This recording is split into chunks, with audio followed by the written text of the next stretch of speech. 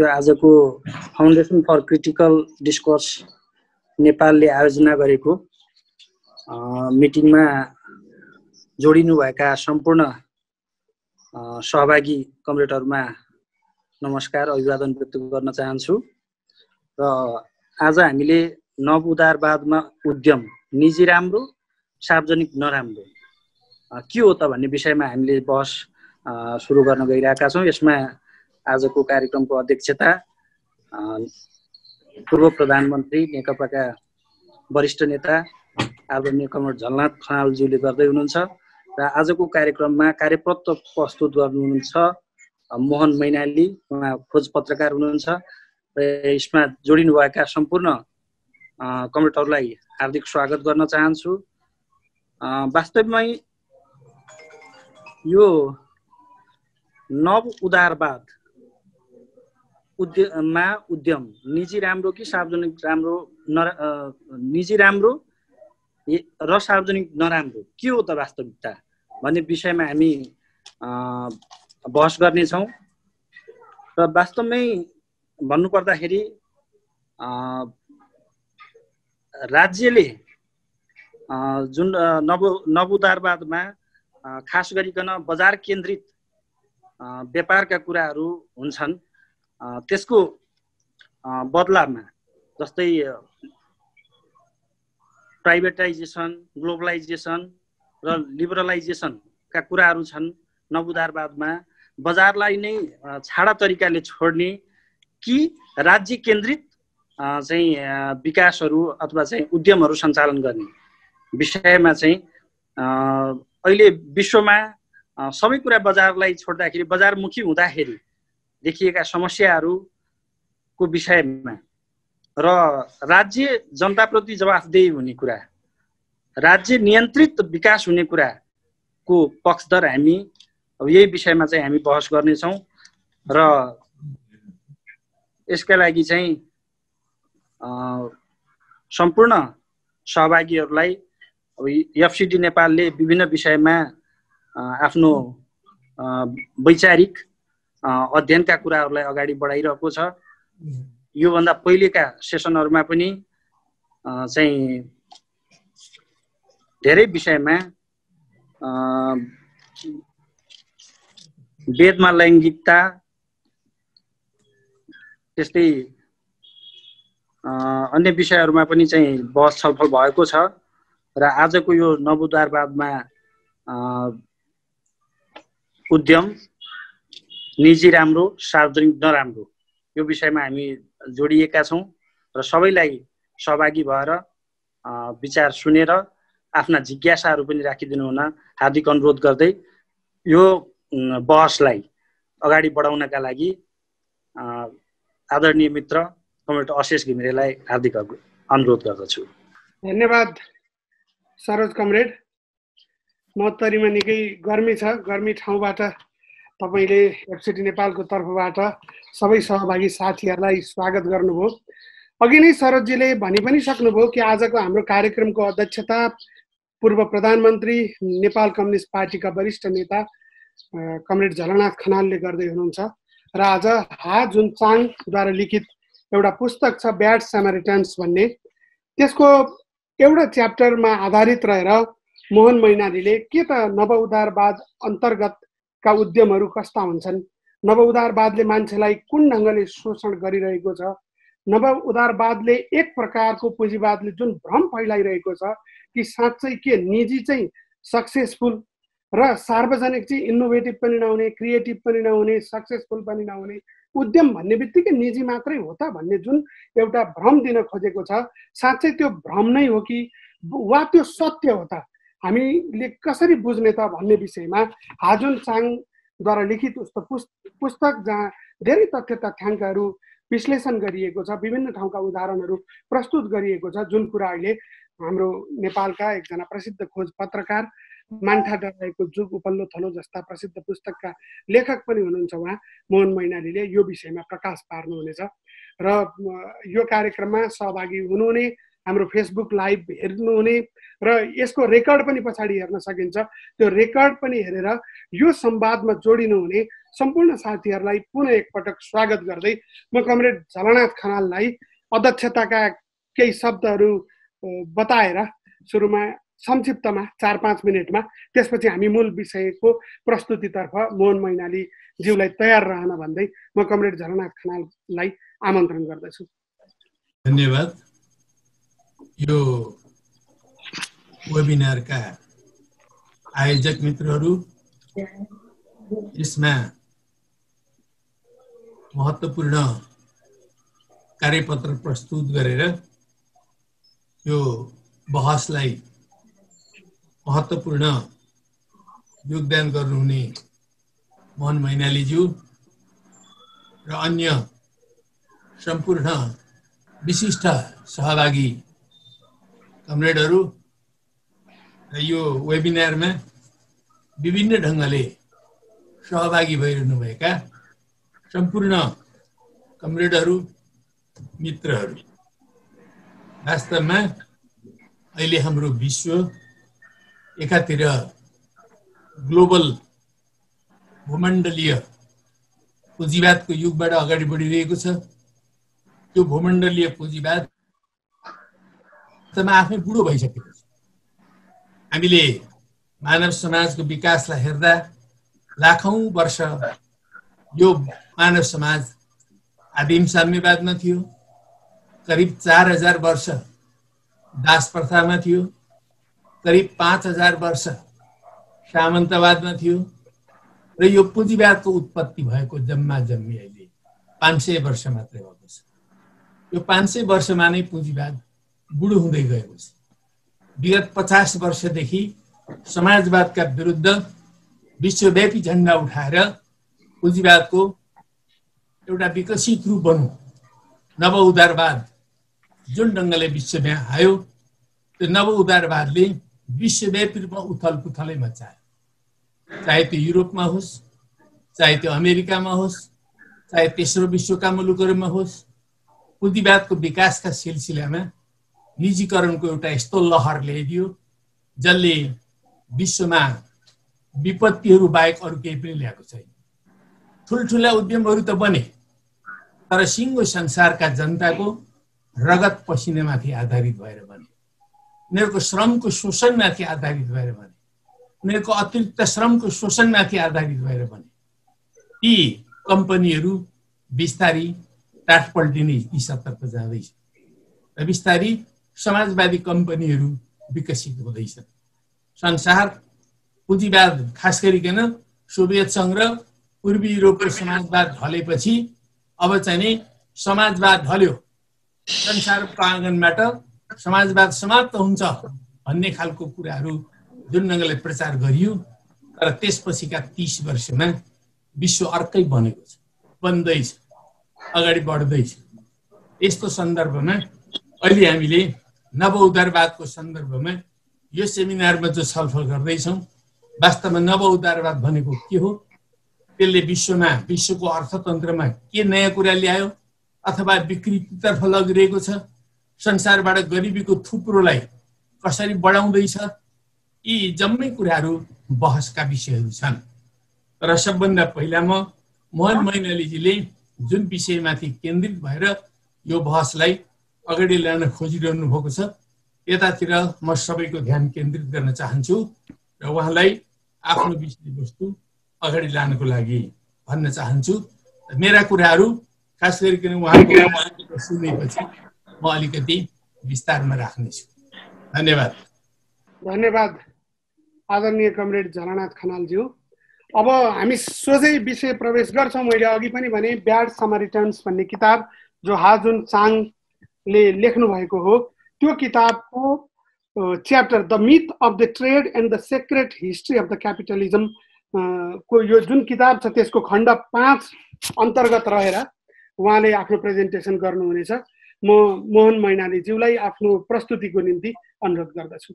धन्यवाद। सुरुमा म यो पनि भनिहाल्छु कि यहाँको सुरुको प्रस्तुति आधा घण्टाको हुनेछ त्यसपछि हामी प्रश्न उत्तरमा जानेछौँ र अन्तिममा त्यस पछाडि हाम्रो एफसिटीको अध्यक्षले त्यसमा कुनै कुराहरू राख्नुहुनेछ र अन्तिममा चाहिँ झलनाथ खनाल कमरेडले फेरि यसलाई चाहिँ आधा घण्टा समय लिएर यसको सविस्तार व्याख्या गरेर यो कार्यक्रम हाम्रो समापन हुन्छ। तसर्थ समयको पाबन्दीलाई मध्यनजर गर्दै सुरुको आधा घण्टा यहाँलाई म समय प्रदान गर्छु। हस्, धन्यवाद आशिषजी। सभाका सभाध्यक्षज्यू, यो कार्यक्रम सुनिरहनुभएका सम्पूर्ण महानुभावहरूमा नमस्कार। समयको त्यति ख्याल गर्ने बानी छैन, प्रस्तुति यस्तो नगरिराख्ने हुनाले गर्दाखेरि त्यसैले गर्दा अलिक केही समस्या पर्यो भने पनि त्यसलाई चाहिँ विचार गरौँला, पछि आशिषजीले सम्झाउनु होला। के म मेरो सिधै प्रस्तुतितिर जान्छु। आशिषजीले अघि भनिसक्नुभयो यो एउटा किताबको च्याप्टरमा आधारित भएर हुनेछ। यसमा विश्वको प्रसङ्ग जति छ र सिद्धान्त जति, त्यसमा म नेपालको प्रसङ्ग अलिकति थप्छु, नेपालको उदाहरणहरू अलिकति थप्छु र आफूलाई लागेका कुरा, आफूले पत्रकारिताको सिलसिलामा अध्ययन अनुसन्धान, नेपालको बारेमा अध्ययन अनुसन्धान गर्दाखेरि जे जस्ता कुराहरू भेटिए र जे लाग्यो म तिनलाई ती समेतलाई प्रस्तुत गर्ने कोसिस गर्छु। सबैभन्दा पहिला म एउटा पुँजीवाद र साम्यवादको अन्तर सम्बन्धमा एउटा भनाइबाट सुरु गर्छु। जोन केनेथ गलब्रेथले भनेको, पुँजीवादमा मानिसले मानिसको शोषण गर्छन्, साम्यवादमा चाहिँ यसको ठिक उल्टा हुन्छ, गजबसँगको उल्टा हुन्छ र बराबरी हुन जान्छ। के यो सायद साम्यवादी अर्थव्यवस्थाको असफलतापछि, खास गरी सोभियत सङ्घ र त्यसका वरिपरिका देशहरूको पतनपछि यो विचार आएको हुन सक्छ। के अब म अलिकति हाम्रो यो विभिन्न खालको विचारको अलिकति डेभलपमेन्टलाई एकदमै थोरै गर्छु। त्यसमा कम्युनिस्ट को उदय भएपछि उनीहरूले के भने भनेदेखि पुँजीवादको एउटा खराबी छ, एउटा क्षेत्रमा चाहिने भन्दा बढी लगानी हुन्छ। नेपालको सन्दर्भमा हेर्यो भनेदेखि यो काठमाडौँ अथवा अन्तको यातायात साधनलाई लिएर चाहिँ गर्न सकिन्छ होला। जति गाडी हुँदाखेरि यहाँको यातायात एकदम राम्रोसँगले चल्न पुग्थ्यो र ती राम्रोसँगले तिनले पनि कमाइ गर्थे, त्योभन्दा धेरै बढी गाडी प्रतिस्पर्धाको नाममा, पुँजीवादी प्रतिस्पर्धाका नाममा ल्याइयो। त्यसपछि तिनको पालो लाग्ने हुँदाखेरि तिनीहरूले पुरा मात्रामा न त्यो गाडीको उपयोग हुन पायो, त्यसमा लगानी भएको उपयोग हुन पनि पाएन, अनि त्यसपछि त्यसका कामदारको पनि उपयोग हुन पाएन। यो यस्तो खालको अवस्था चाहिँ कम्युनिस्टहरूका विचारमा बेकारको प्रतिस्पर्धा हो। यसले गर्दाखेरि केही उद्यम टाट पल्टिन्छन्। नेपालमा चाहिँ कस्तो छ भनेदेखि टाट पनि नपल्टिने, कमाउनु पनि नकमाउने जस्तो चाहिँ देखिन्छ। यसले गर्दाखेरि मजदुरको शोषण भइराखेको देखिन्छ। ओके, र मसिन बेकारमा बस्छन्। 6 दिनमा एकचोटि गाडी गुड्ने पालो आयो भनेदेखि, त्यो खास गरी काठमाडौँ बाहिरका लामो रुटका चाहिँ गाडीको कुरा गरेको, त्यो त मसिन बेकारमा बस्नु परेको हो र मजदुर पनि बेरोजगार हुन्छन्, अथवा रोजगारको थोरै समय मात्रै रोजगार हुन्छन्। उत्पादनका साधन त्यत्तिकै खेर जान्छन्, जुन त्यसै वेस्टेज हो। यो एउटा पुँजीवादको चाहिँ विकृति हो। त्यसैले कम्युनिस्ट सिद्धान्तले भन्यो यो लगानी सम्बन्धी सबै योजनाहरू तार्किक र केन्द्रीकृत समन्वयमा गरियो भनेदेखि यस्तो हुँदैन। यहाँ यतिवटा गाडी चाहिन्छन् भनेपछि त्यतिमा लगानी गर्ने, त्यसको आदर्शतम रूपले उपयोग गर्ने र त्यसबाट नाफा हासिल गर्ने भनेर भने, यस्तो गर्नका लागि निजी सम्पत्तिको अधिकार अन्त्य गर्नुपर्छ। त्यसो गर्दाखेरि उद्यमको व्यवस्थापन कुशलतापूर्वक हुन्छ भनेर उनीहरूले भनेका थिए। तर पछि हेर्दाखेरि दुवै पो खराब जस्तो चाहिँ देखिन गयो। उन्मुक्त प्रतिस्पर्धाबाट पनि हानि भयो, पुँजीवादी उन्मुक्त प्रतिस्पर्धाबाट पनि, अनि केन्द्रीय योजना र उत्पादनका सबै साधनमा राज्यको स्वामित्व हुँदाखेरि पनि ठुलो हानि भयो। प्रतिस्पर्धा नहुने देखियो। माथिबाट लादिएका अति धेरै नियमले बाँधिँदाखेरि त्यो उद्यमले काम गर्न पाएन। कर्मचारी तन्त्रको ढिलासुस्ती भयो, भ्रष्टाचार भयो र अन्त्यमा जसो तसो नेता उसै स्वाहा भन्ने जस्तो भयो। हाम्रो जस्तो अलिअलि कम्युनिस्ट रङ लागेको नाम लागेको देशमा त यो जसो जसो नेताले जसो जसो भन्छन् अरू सबैले उसै उसै गर्ने हजुर हजुर भन्ने चलन छ भनेदेखि साँच्चैको रातो कम्युनिस्ट भएको देशमा त यो अलि बढी मात्रामा नै होला भनेर भन्ने अनुमान तपाईँ हामी गर्न सक्छौँ।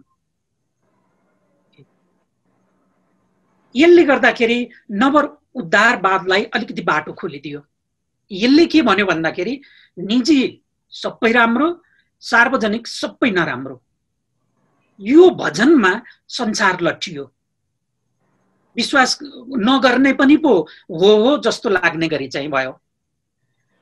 उनीहरूको नव उद्धारवादीहरूले मुख्य एजेन्डा के गरे भनेदेखि सार्वजनिक उद्यमलाई निजीकरण गर्नुपर्छ, निजीकरण गर्न सकिएन भने त्यसको विनाश गर्नुपर्छ, अर्थात् सार्वजनिक उद्यमका लागि ठाउँ हुनु हुँदैन भनेर भने।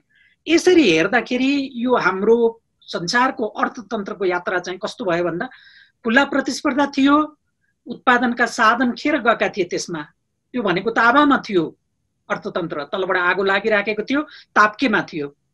राज्यको नियन्त्रण आयो, झन् धेरै खेर गए उत्पादनका साधन, ताबाबाट भुङ्रामा खस्यो। नव उद्धारवाद आयो, झन् धेरै बर्बादी भयो। अब त भुङ्राको पनि माथिबाट भुङ्राभित्र पर्यो, अब तल पनि तातो माथि पनि तातो भनेपछि यो यस्तै यस्तै अवस्थामा गुज्रिराखेको देखिन आउँछ। र अहिले तपाईँ हामीले चाहे पनि नचाहे पनि संसारले उद्यममा राज्यको स्वामित्वलाई चाहिँ कठघरामा राखेको छ, ठिक छैनस् भनेर भन्ने ट्रायलमा राखेको छ। यसको एउटा आधार के भनेर भनिन्छ भनेदेखि मान्छेले के ठान्छ अरे भनेदेखि जुन सम्पत्ति मेरो होइन त्यसको देखभाल मैले किन गर्नु पर्यो भनेर भन्छ। मान्छेले भन्छ म मेरो आँगन सफा राख्छु र त्यसलाई सफा राख्नलाई मेरो आँगन बाहिर चाहिँ म फोहोर फाल्छु, किनभने त्यो बाहिरको मेरो जिम्मेवारी होइन, मेरो होइन। मेरो काम गर्ने कामदारले बीचमा आराम गर्दाखेरि अथवा ठकठाक गर्दाखेरि मेरो मन काटिन्छ, तर राज्यको कामदारले अथवा मेरो समेत स्वामित्वमा रहेको उद्यमको कामदारले काम गरोस् कि नगरोस् के मतलब भनेर भन्छ हैन। आफ्नो भए सम्पत्ति जतन गर्छ मान्छेले, अर्काको भएदेखि लुटको धन फुपूको श्राद्ध जस्तो गर्छ भनेर भन्ने किसिमले भनियो र नव उद्धारवादले यसरी तर्क गर्यो। सार्वजनिक उद्यमका मालिक त हामी सबै नागरिक हौं, यसका 101 मालिक अथवा शेयर होल्डर हामी हौं। त्यसका म्यानेजरले संस्थान कसरी चलाउँछ भन्ने कुरा हामीलाई चासो हुँदैन रे, मतलब हुँदैन रे। म्यानेजरले आफ्नो उद्यमले नाफा गरे पनि नगरे पनि उसको तलब पाउँछ। नाफा हुँदाखेरि बढी राम्रो हुने, घाटा हुँदा नराम्रो हुने हुँदैन। त्यसैले गर्दाखेरि उसले संस्थान चलाउन राम्रो ध्यान दिँदैन भनेर भन्ने तर्क नव उद्धारवादीको छ।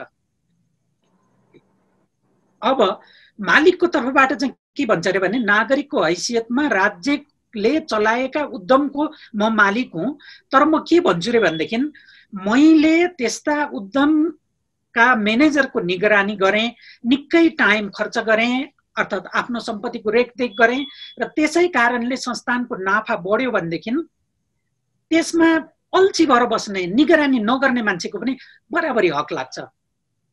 त्यसो हुनाले म किन गरौँ, सबैले बराबरी हक पाउँछन् भनेदेखि अरूले निगरानी गरिदिउन्, म पनि नाफा खान पाऊँ भनेर भन्ने प्रवृत्ति हुन्छ भनेर भनिन्छ।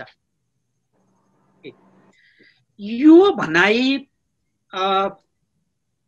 यदि लागू हुने हो भनेदेखि धेरैवटा निजी क्षेत्रका उद्यमहरू पनि नचल्नु पर्ने हुन्छ, किनभने त्यहाँ शेयर बिक्रीका माध्यमले हामी जस्ता यति त्यसको नीति निर्माणमा र सञ्चालनमा निगरानी गर्न नसक्ने हामी जस्ता पनि मालिक हुन्छौँ भनेपछि त हामीले त रखवारी गर्ने त त्यहाँ पनि ठाउँ छैन।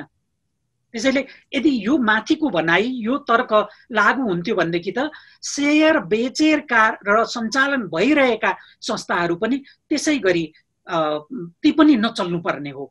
त्यसैले गर्दाखेरि यो नव उद्धारवादीको यो तर्क अलिकति जायज ठहरिँदैन।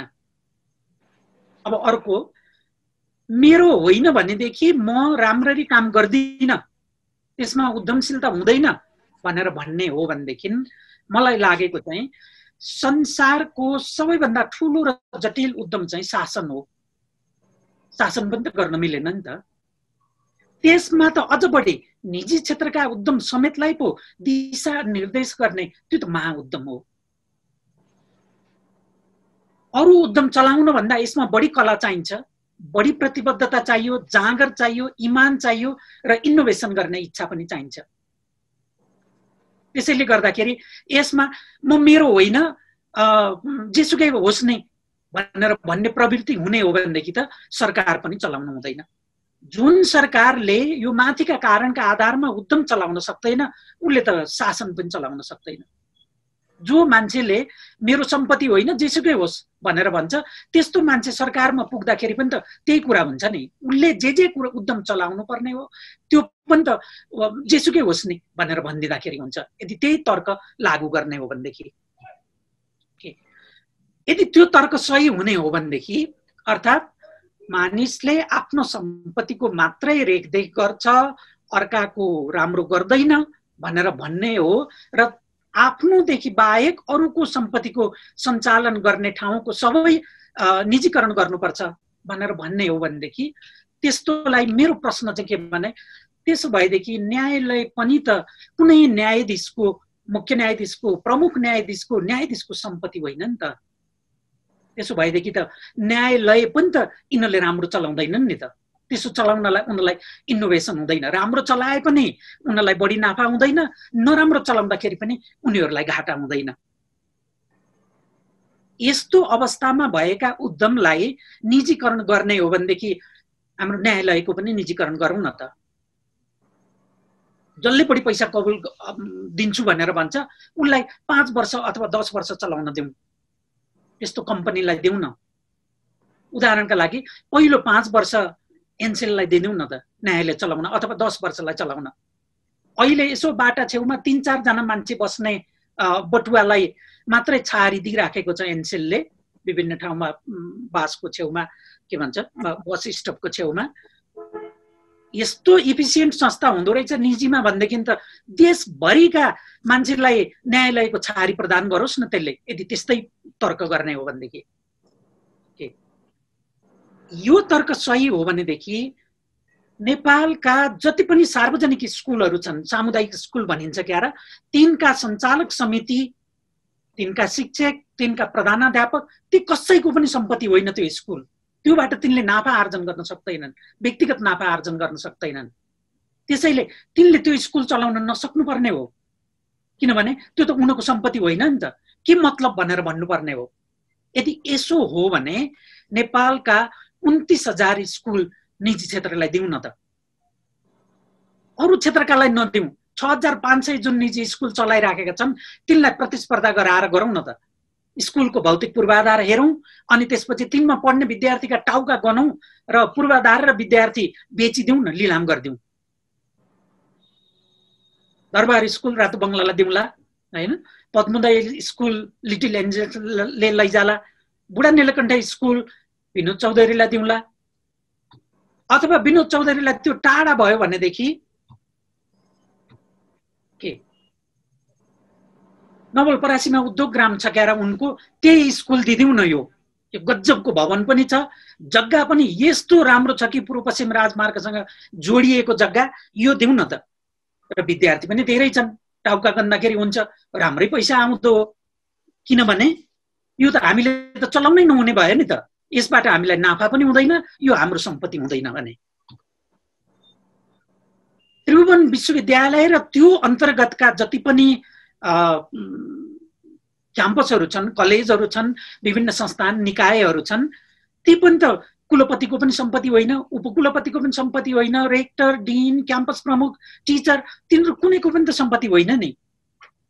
मेरो सम्पत्ति होइन, त्यसकारण मैले राम्ररी चलाए पनि हुन्छ, नचलाए पनि हुन्छ भनेर छोडिदिने प्रवृत्ति चाहिँ ध्रुव सत्य हो भनेदेखि यो पनि त देशभरिका सम्पत्ति र विद्यार्थी निजीलाई दिदिउँ न। उनीहरूले पो इफिसियन्टली चलाउने रहेछन्, यसो गर्दा त स्रोतको दुरुपयोग हुँदो रहेछ। यसरी अदालत, स्कुल, विश्वविद्यालय लिलाम गराउने हो भनेदेखि यो लिलाम गराउने काम सरकारले गर्नुपर्छ। तर सरकार पनि त, सरकार भनेको मन्त्री परिषद होला, प्रधानमन्त्री होला, मन्त्रीहरू होला, त्यो पनि त कसैको निजी सम्पत्ति होइन नि उनको। अदालत स्कुलकोबाट स्कुलको लिलाम गर्दाखेरि जति पैसा पाइन्छ त्यो त धेर पाउँदाखेरि उनीहरूले पाउने होइनन् धेर पैसा, थोर हुँदाखेरि पनि उनको तलब घट्ने होइन भनेदेखि त यो काम पनि त उनीहरूले कुशलतापूर्वक गर्दैनन् नि। अरू साना तिना उद्यम चलाउँदैनन् भनेदेखि यो यत्रो ठुलो उद्यम त झन् कुशलतापूर्वक चलाउँदैनन्। बरु सरकारलाई घाटा लाग्दाखेरि आफ्नो व्यक्तिगत नाफा हुन सक्ला, लुकेर लिने पैसा लिन सकिएला। यस्तो कारोबारमा भ्रष्टाचार हुन्छ, यो काम कुशलतापूर्वक हुँदैन भन्ने हो भनेदेखि सरकार चलाउन पनि त निजीलाई दिए भयो नि 5 वर्षका लागि। देशका निजी कम्पनीले चलाउन सक्दैनन् भनेर भन्ने जस्तो लाग्यो भनेदेखि मल्टिनेसनल कम्पनीलाई दिउँ। हाम्रै दक्षिणमा चाहिँ अलिक वर्ष चलाएकै थियो इस्ट इन्डिया कम्पनीले शासन, त्यसो गरिदिँदा हुँदैन?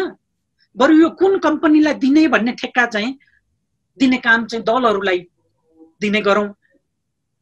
त्यसैका लागि आवधिक निर्वाचन गरौँ न त। यदि यो माथि भनिएको कुरा अर्थात् मान्छे स्वार्थी हुन्छ, आफ्नो सम्पत्तिको मात्रै रेखदेख गर्छ, त्योदेखि बाहेक अरूको रेखदेखि गर्दैन भन्ने तथ्य सही हुने हो भनेदेखि त सरकार पनि यसरी विघटन गर्नुपर्ने हुन्छ। किनभने सरकार भनेको ठुलो उद्यम हो हैन।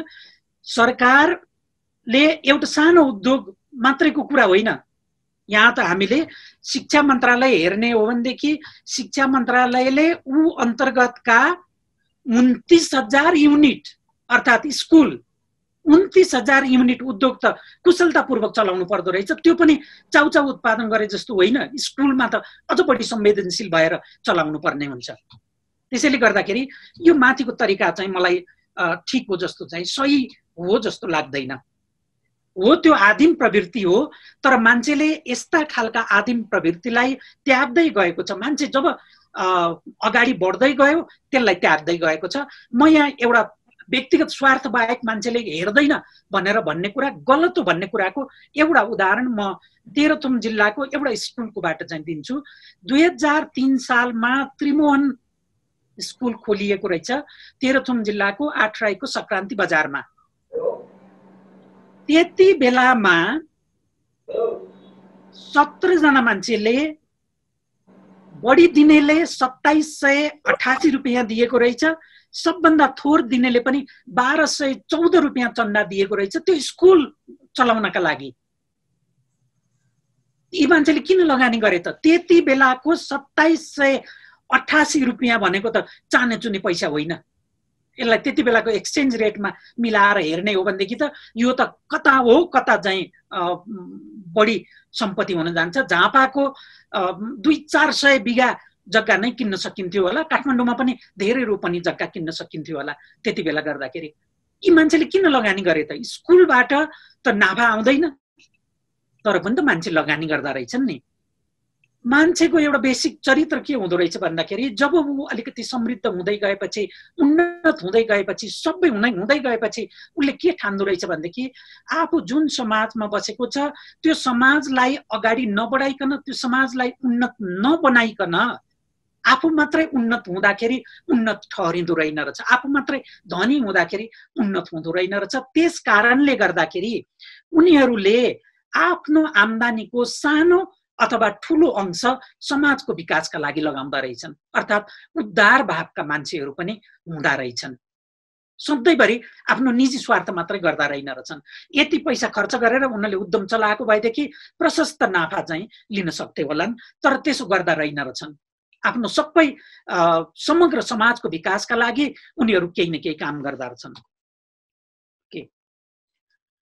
अर्को एउटा छ नव उद्धारवादीहरूले भन्ने के भन्छ सार्वजनिक उद्यम, सरकारी उद्यम चल्दैनन् किनभने यसको घाटा भए पनि सरकारले बेहोर्छ, त्यसैले गर्दाखेरि यी कुशलतापूर्वक चल्दैनन् भनेर भनिन्छ। टाट पल्टिन आँटो भने सरकारले पैसा दिइहाल्छ भनेर त्यसमा राम्रो काम गर्न उनीहरूलाई जाँगर हुँदैन भनेर भन्ने हुँदो रहेछ। त्यसैले ओके यसको व्यवस्थापन कमजोर हुन्छ भनेर भनिँदो रहेछ। म्यानेजरले नेताको अथवा उसको चुनाव क्षेत्रलाई फाइदा पुर्यायो भने चलिहाल्छ नि, उसले किन उद्यम राम्रो चलाउनु पर्यो भनेर भन्ने चाहिँ गरिन्छ भनेर भनिन्छ। यो नव उद्धारवादीलाई हाम्रो जस्तो अकुशल नेतृत्वले सरकार अर्थात् सबभन्दा ठुलो उद्यम चलाउने महाउद्यम चलाउनेको अक्षमताले गर्दाखेरि पनि उनीहरूलाई यस्तो भन्ने आँट दिइराखेको छ। तर यो कुरा त सरकारी सुविधा त निजी क्षेत्रले पनि पाउँदो रहेछ। जहाँ जहाँ नव उद्धारवाद चरम चुलीमा पुगेको छ त्यहाँ पनि सामरिक र राजनैतिक महत्त्व ठानिएका त निजी उद्यमलाई सरकारले सहयोग दिँदो रहेछ। सरकार जमानत बसिदिँदो रहेछ। कोरोना जस्ता सङ्कटका बेलामा हाम्रो निजी क्षेत्रले पनि यस्तो माग गरिराखेका छन्, हामीलाई पैसा दिनु पर्यो भनेर भनिराखेका छन्। उनीहरूले त्यस्तो सुविधा लिन सक्छन् विभिन्न नाममा, कहिले नीतिगत रूपमा होला, कसैले क्यासकै रूपमा हुन सक्ला हैन। शक्तिविहीन नागरिकलाई यो सुविधा पाउन गाह्रो होला, तर शक्तिशालीहरूलाई यो सुविधा पाउन गाह्रो हुँदैन।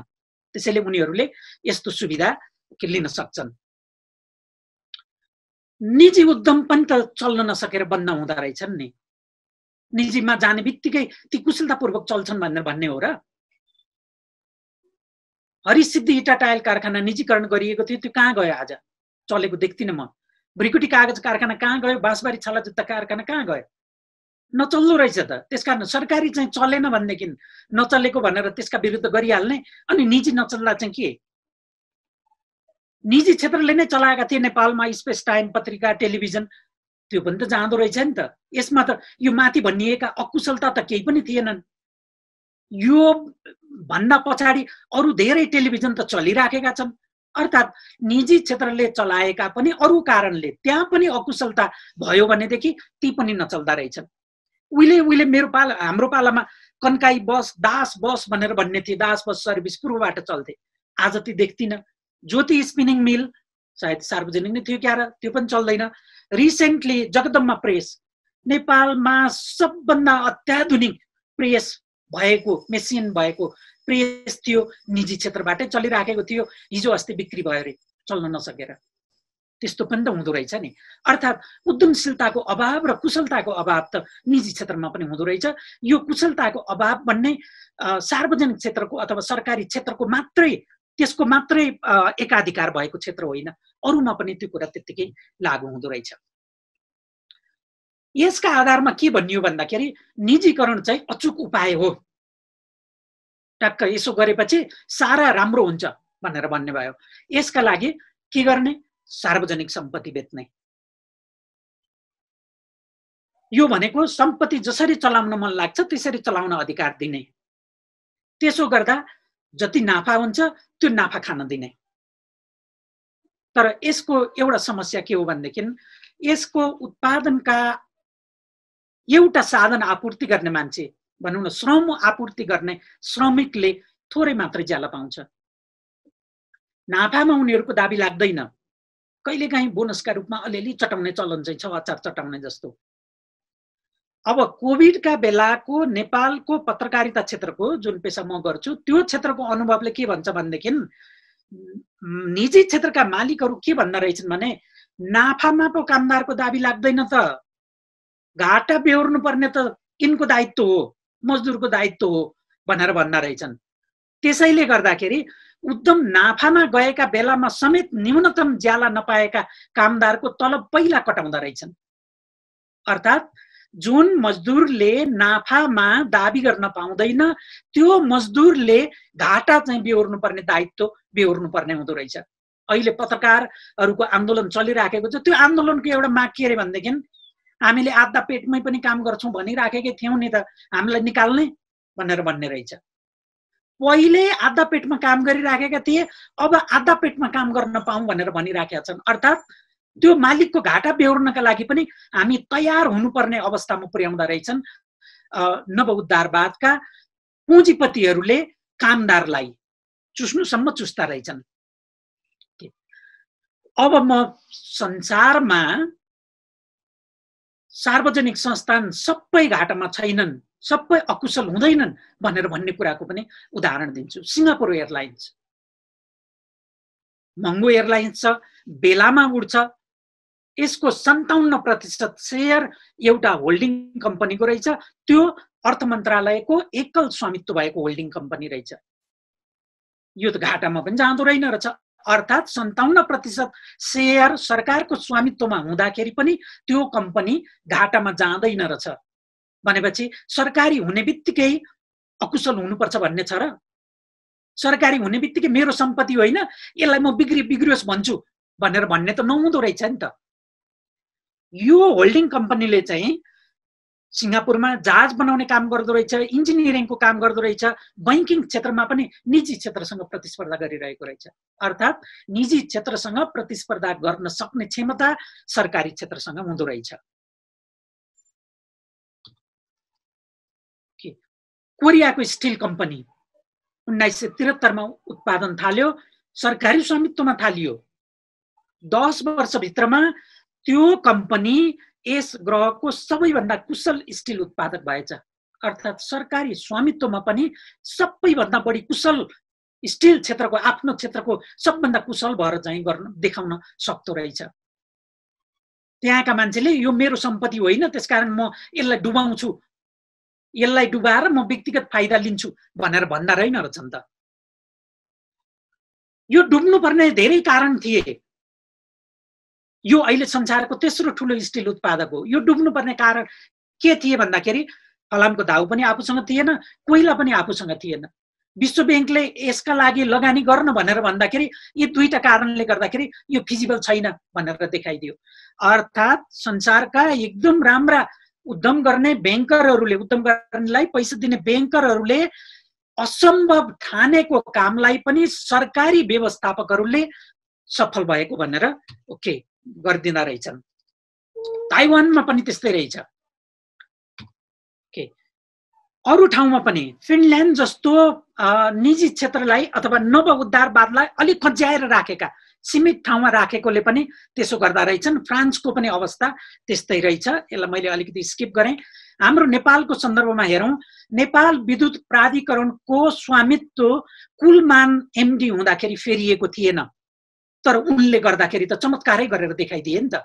अर्थात् सरकारी स्वामित्व अन्तर्गत पनि एउटा मान्छे फेरिँदाखेरि यत्रो असर पर्दो रहेछ, एउटा मान्छेको दृढताले अथवा व्यवस्थापकको दृढताले यत्रो फरक पर्दो रहेछ। त्यसको मालिक जनता नै थिए। त्यसका व्यवस्थापकहरूले आफ्नो व्यक्तिगत सम्पत्ति ठान्ने आधारै थिएन, तर पनि राम्रो हुँदो रहेछ नि त। चिलीमै नेपालको जलविद्युत उद्योग पनि सार्वजनिक क्षेत्रबाटै चलेको उद्यम हो। यसको शेयर मूल्य 1 महिना अगाडिको एउटा पत्रिकाबाट हेरिरहेँ 481 रुपियाँ रहेछ। निजी क्षेत्रका अरू 8वटा जलविद्युत कम्पनीहरूको शेयर मूल्य चाहिँ 1 महिना अगाडि सेप्टेम्बर 15 सम्ममा चाहिँ 100 भन्दा कम रहेछ। 8वटा निजी क्षेत्रको चाहिँ घाटामा गएको रहेछ, तर सार्वजनिक क्षेत्रको चिलीमे चाहिँ 481 रुपियाँ चाहिँ रहेछ, नाफामा रहेछ। भनेपछि यो पनि त हुन सक्ने रहेछ नि त। इनोभेसनमा निजी भन्दा अगाडि हुन्छ भनेर भन्ने कुरा तपाईँ हामीले यसो आजभोलि कोरोना हुँदा अथवा अरू बेला पनि रुगाखोकी लाग्दाखेरि सन्चो भन्ने दल्ने गर्छौँ। तपाईँ हामी सबैले पहिला चाइनिज के भनेर सिचो कि के भनेर भन्ने थियो होइन। यो त अहिले त नेपालकै कारखानाले, हाम्रै कारखानाले, सरकारी स्वामित्वको कारखानाले उत्पादन गरिराखेको छ। सबै संस्थान चाहिँ राम्रो छैन, तर यस्तो उत्पादन हुन्छ नेपालमा, यो व्यापक रूपमा बिक्छ भनेर त्यसको उत्पादन गरेर त्यसको बजार गर्नलाई पनि प्राइभेट हुनुपर्दो रहेन रहेछ नि। अरू कुनै प्राइभेटले नसकेको काम यो हाम्रो समेत भएको सार्वजनिक स्वामित्व भएकोले गर्यो। अर्कोमा सामुदायिक स्वामित्वमा कति राम्रो काम भएको छ हाम्रोमा भनेर भन्ने कुरा गर्छु। सामुदायिक वन 22,000 सामुदायिक वन उपभोक्ता समूह रहेछन्। तिनमा 19 लाख घर परिवार आबद्ध रहेछन्। तिनले 22 लाख हेक्टर वन म्यानेज गरिराखेका छन्। तिनबाट आफ्ना आवश्यकता पूरा गरेका छन्। यो फडानी भएको फडानी होइन, यो झिक्न सकिने मात्रै झिकेको वन हो, दाउरा झिकेको हो। वन उद्यम पनि चलाएका छन्। उनीहरूले सृजनात्मक काम पनि गर्दा रहेछन्। मोरङको काने पोखरीबाट मास्तिर लाग्यो भनेदेखि अलि माथि जाँदाखेरि चुरेमा एक कान्लो उक्लिँदाखेरि मोरङमा राजा रानी भन्ने पोखरी छ। त्यो समुदायले व्यवस्थापन गरिराखेका छन् त्यो वनको, त्यसमा उनीहरूले एकदमै राम्रो नेपालको सबैभन्दा बढी सुनाखरी पाइने ठाउँ त्यही हो, त्यसलाई राम्रोसँगले व्यवस्थापन गरेका छन्। र अहिले त्यसमा त पुतली गार्डन बनाउने र नेपालका मान्छेहरू पुतली हेर्न जाँदाखेरि त्यहाँ जानु परोस् भनेर भन्ने नयाँ नवप्रवर्धन पनि उनीहरूले गरिराखेका छन्। अहिले हामी गयौँ भनेदेखि यस्तै कमलको फुल र यस्तै देख्न सक्छौँ। चैत वैशाखतिर गयौँ भनेदेखि त्यो यति राम्रो सुनाखरीको चाहिँ बोर्ड देखिन्छ कि तपाईँ हामीले भन्न सक्छौँ ए सामुदायिक क्षेत्रमा पनि यति राम्रो काम हुँदो रहेछ, यसबाट मैले के नाफा पाउँछु र मैले व्यक्तिगत भनेर मान्छेले लत्तो छोड्दा रहेनछन् भन्ने कुराको एउटा उदाहरण हो। 1636 सिंचाइ प्रणाली रूपन्देहीमा छ। यो राणाकालमा पनि समुदायले व्यवस्थापन गरेको थियो। बीचमा राणाकाल समाप्त भएपछिको अस्थिरताका बेलामा पनि यो समुदायकैमा थियो, पञ्चायत कालमा पनि यो थियो, बहुदल कालमा पनि थियो, लोकतन्त्रमा पनि छ, राम्रोसँगले चलेको छ। मैले के सुनेको थिएँ भने पञ्चायत कालमा राजाले लुम्बिनी अञ्चलाधीशलाई के भन्थे अरे भनेदेखि अरू सबै कुरामा हस्तक्षेप गर, तर यो सिंचाइ आयोजनामा चाहिँ हस्तक्षेप नगर है, यो चाहिँ समुदायलाई नै छोडिदेऊ भन्थ्यो अरे। त्यहाँका मान्छेले योबाट मैले के निजी नाफा पाउँछु र भनेर भन्ने त थिएन। अब म 1 मिनटमा चाहिँ टुङ्ग्याउँछु। सरकारी स्कुल केही राम्रा पनि छन्, बुढा नीलकण्ठ जस्तो एकदमै बढी रिसोर्स भएको होइन, काठमाडौँ बाहिर र अन्त पनि छन् जसले निजीसँग प्रतिस्पर्धा गरिराखेका छन्। मेडिसिन पढ्न अहिले पनि हाम्रो विद्यार्थीहरूको चोइस महाराजगञ्ज र धरानका सार्वजनिक क्षेत्रै हुने गर्छ। इन्जिनियरिङ पढ्न पुल्चोक र थापाथली, व्यवस्थापन पढ्न मीन भवन र शङ्करदेव अनि कानुन पढ्न नेपाल ल क्याम्पस, यी सार्वजनिक क्षेत्रका हुन्। यहाँ पाएन भने मात्रै अन्त कोसिस गर्ने हो। हाम्रो सरकारी दायित्व चाहिँ के त? चुरोट कारखाना सरकारले नचलाओस् त चिनी कारखाना त चलाइदिनु पर्छ नि त। यो चिनी कारखाना, आफ्ना चिनी कारखाना बन्द गरेर अनि हामीले उखु किसानलाई के भनेको छौँ भने तिमी निजीकोमा उखु लैजाऊ भनेर चाहिँ भनेका छौँ। अनि त्यो कारखानाले चिनी चाहिँ किन्छ, के भन्छ उखु किन्छ, तर किन्ने पो काम गर्ने त पैसा पनि दिने काम दोहोरो काम गर्दिन भनेर भन्छ। त्यस बेला पनि हामी टुलु टुलु हेरेर बसिराख्छौँ, आफू पनि किन्दैनौँ, आफूले त मासिहाल्यौँ उद्योग, अनि अर्कोले किसानको शोषण गरेको, प्राइमरी प्रोड्युसर भनेको किसान हो, त्यसलाई शोषण गरेको पनि हामी हेरिबसेका छौँ। हेटौँडा सिमेन्ट कारखाना नचलाओस्, तर कृषि औजार कारखाना चलाउनु पर्छ नि यार। कृषि औजार कारखाना नचलाउँदा के हुँदो रहेछ भन्दाखेरि हाम्रा पुँजीपतिहरूले भारतबाट त्यस्ता औजार किन्न रहेछन्, अनि त्यो किसानकोमा त्यो पुँजीपतिले आफ्नो औजार लिएर जाँदो रहेछ र कृषि कर्म गरिदिएर उसको धान चुटिदिएर अनि पैसा आफ्नो घर लिएर आउँदो रहेछ। यो पहिलाको भन्दा ठ्याक्क उल्टो भयो। पहिला गरिबहरू धनीकोमा जान्थे, काम गरिदिन्थे र पैसा लिएर फर्किन्थे, अलिकति धनीको पैसा। अहिले धनी गरिबकोमा जान्छ, उसको काम गरिदिन्छ र गरिबको पैसा लिएर फर्कन्छ।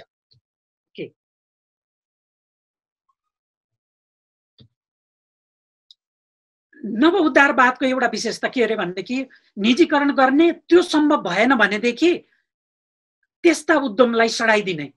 नेपालमा कपासका लागि भनेर जुन कार्यक्रम गरिएको थियो, पश्चिमका बाँके, बर्दिया, दाङ, कैलाली, कञ्चनपुरका लागि, त्यसका लागि भनेर त्यसलाई राम्रो पार्नलाई 35 करोड रुपियाँ विदेशी ऋण र अनुदान लिइएको थियो, सरकारी खर्च पनि गरिएको थियो। गरिएछ के त्यो अन्तर्गत भन्दाखेरि 11वटा रुवा उल्टाउने मेसिन किनिएकोमा 6वटा जडानै गरिएनन्। जडान गरिएका मध्ये 3वटा कहिल्यै चलाइएनन्। रुवा खान्न किनेका 4 मध्ये 2टा मेसिन जडानै गरिएनन्। अनि कपास खेती डुबाए। अनि कोरोना लागेका बेलामा तपाईँ हामीले सुन्यौँ, बाँके बर्दियाका मान्छेहरू उहाँ सोलुखम्बुसम्म पुगेका थिए र ती सरकारले गाडी बन्द गरेपछि हिँडेर पैदल हिँडेर फर्किनु पर्यो रुँदै रुँदै। अहिले कोरोना कालका बेलामा यहाँ रोजगारी नपाएर काला पहाड जाँदैछन् ज्यान हत्केलामा राखेर। अब सरकारी बाचा एकातिर अर्कातिर चाहिँ हुँदो रहेछ। तपाईँ हाम्रो नीतिले भन्दो रहेछ गर्ने। संक्षिप्त पनि गरौँ होला, सुरुको आधा घण्टाको मैले सकेको निकै इन्ट्रेस्टिङ छ। साथीहरूको संख्या पनि बढ्दैछ, राम्रा टिप्पणी यहाँ मलाई पनि आइरहेछन्। त्यो भएर अब 10 मिनटमा चाहिँ टुङ्ग्याउनै पर्छ। त्यसो हुँदा त म अलि बिस्तारै गर्छु। ओके, यो किन यसरी गरियो भन्दाखेरि सरकारी बाचा एउटा काम चाहिँ बन्द हुँदो रहेछ। हामीले सरकारी बाचा चाहिँ के गरेको रहेछ भन्दाखेरि आयातित इन्धनको आवश्यकता घटाउनलाई रोपवे पुरा क्षमतामा विस्तार गर्ने, ट्रली बस विस्तार गर्ने, विद्युत रेल स्थापना गर्ने काम चाहिँ के गरियो? रोपवे बन्द गरियो, ट्रली बस मासियो, विद्युत रेल स्थापना गर्दै गरिएन। 8औं योजनाको बाचा के रहेछ भन्दाखेरि ट्रली बसलाई त्रिपुरेश्वर, कीर्तिपुर र थापाथली, पाटन, ढोका, पुल्चोकसम्म विस्तार गर्ने। 9औं पञ्चवर्षीय योजनामा भनिएको रहेछ काठमाडौँको चक्रपथमा विस्तार गर्ने र पूर्वमा विराटनगर, धरान, विराटनगर, इटहरी, धरान र पश्चिममा भैरवा, बुटवलमा ट्रली बस चलाउन सम्भाव्यता अध्ययन गर्ने। सम्भाव्यता अध्ययन पनि गरिएछ, प्रस्ताव पनि बुझाइयो, वित्तीय प्रस्ताव र प्राविधिक प्रस्ताव। अनि त्यस पछाडि चाहिँ मन्त्री परिषदले काठमाडौँदेखि भक्तपुर बीच चलिरहेको ट्रली बस सेवालाई निजीकरण गर्ने निर्णय गर्यो। त्यसको 2 महिनापछि 16 डिसेम्बरमा सरकारले ट्रली बसको सञ्चालक कम्पनी नेपाल यातायात संस्थान नै खारिज गरिदियो। अर्थात् भन्ने एकातिर, गर्ने अर्कातिर। सायद यस्तैले होला पुँजीवादलाई चाहिँ फाइदा पुगेको। ओके, यो भनेको के भन्दाखेरि सार्वजनिकको उपेक्षा, त्यो पछाडिको बसको उपेक्षा र निजी प्रति अनुराग। निजी सानो गाडीमा हाम्रो कम्युनिस्ट पार्टीको झण्डा बडो शानदारका साथ चलिराखेको छ। यो प्रेम त्यतापट्टि छ, सार्वजनिक प्रति चाहिँ होइन। धेरै मान्छेलाई हित पुर्याउने, सार्वजनिक आम जनतालाई हित पुर्याउनेमा होइन, निजी प्रति छ। एकदमै पुँजीवादी प्रतिको चाहिँ विशेषता यो फोटोले देखाउँछ। यो चुनावको बेलाको फोटो कसो कसो गरेर मैले राखिराखेको रहेछु। अब मैले अघि सुरुमा जुन कोट भनेको थिएँ, पुँजीवादमा मानिसले मानिसको शोषण गर्छन्, साम्यवादमा चाहिँ यसको ठिक उल्टा हुन्छ। आजभोलि रिमिक्सको जमाना छ, यो भनाइलाई पनि अलिकति रिमिक्स गर्नुपर्ने भएछ। यो चाहिँ कस्तो भने पुँजीवादी पार्टी सत्तामा हुँदा पार्टीले नवउद्धारवादलाई मलजल गर्छ, कम्युनिस्ट पार्टी सत्तामा हुँदा यसको ठिक उल्टा हुन्छ। नवउद्धारवादले चाहिँ कम्युनिस्ट पार्टीलाई मलजल गर्ने गरिराखेको देखिन्छ। अहिले हेर्दाखेरि यसको परिणाम के हुन्छ? तपाईँ हाम्रो यातायात व्यवस्था यस्तो हुन्छ जुन हिँड्दैन। आफैलाई पनि यो त नराम्रो कुरा हो। म गाडीमा चढेको हुन्छु, 120 किलोमिटर प्रति घण्टा हिँड्ने गाडी हुन्छ, तर म 1 इन्च अगाडि सारेर ब्रेक लाउनुपर्छ, बाटो हुँदैन। यसको अर्को सबभन्दा ठुलो नराम्रो समस्या के भने वातावरण एकदमै बढी प्रदूषित हुन्छ। यसको सट्टामा सार्वजनिक यातायातलाई राम्ररी चलाएको भएदेखि त जो सत्तामा बसेका छन् तिनले पनि त गाडी सुलुलुलु हाँक्न पाउँथे नि। आफैलाई अप्ठ्यारो परिराख्ने काम पनि हुँदो रहेछ र विनाश हुन्छ, वातावरणको हुन्छ।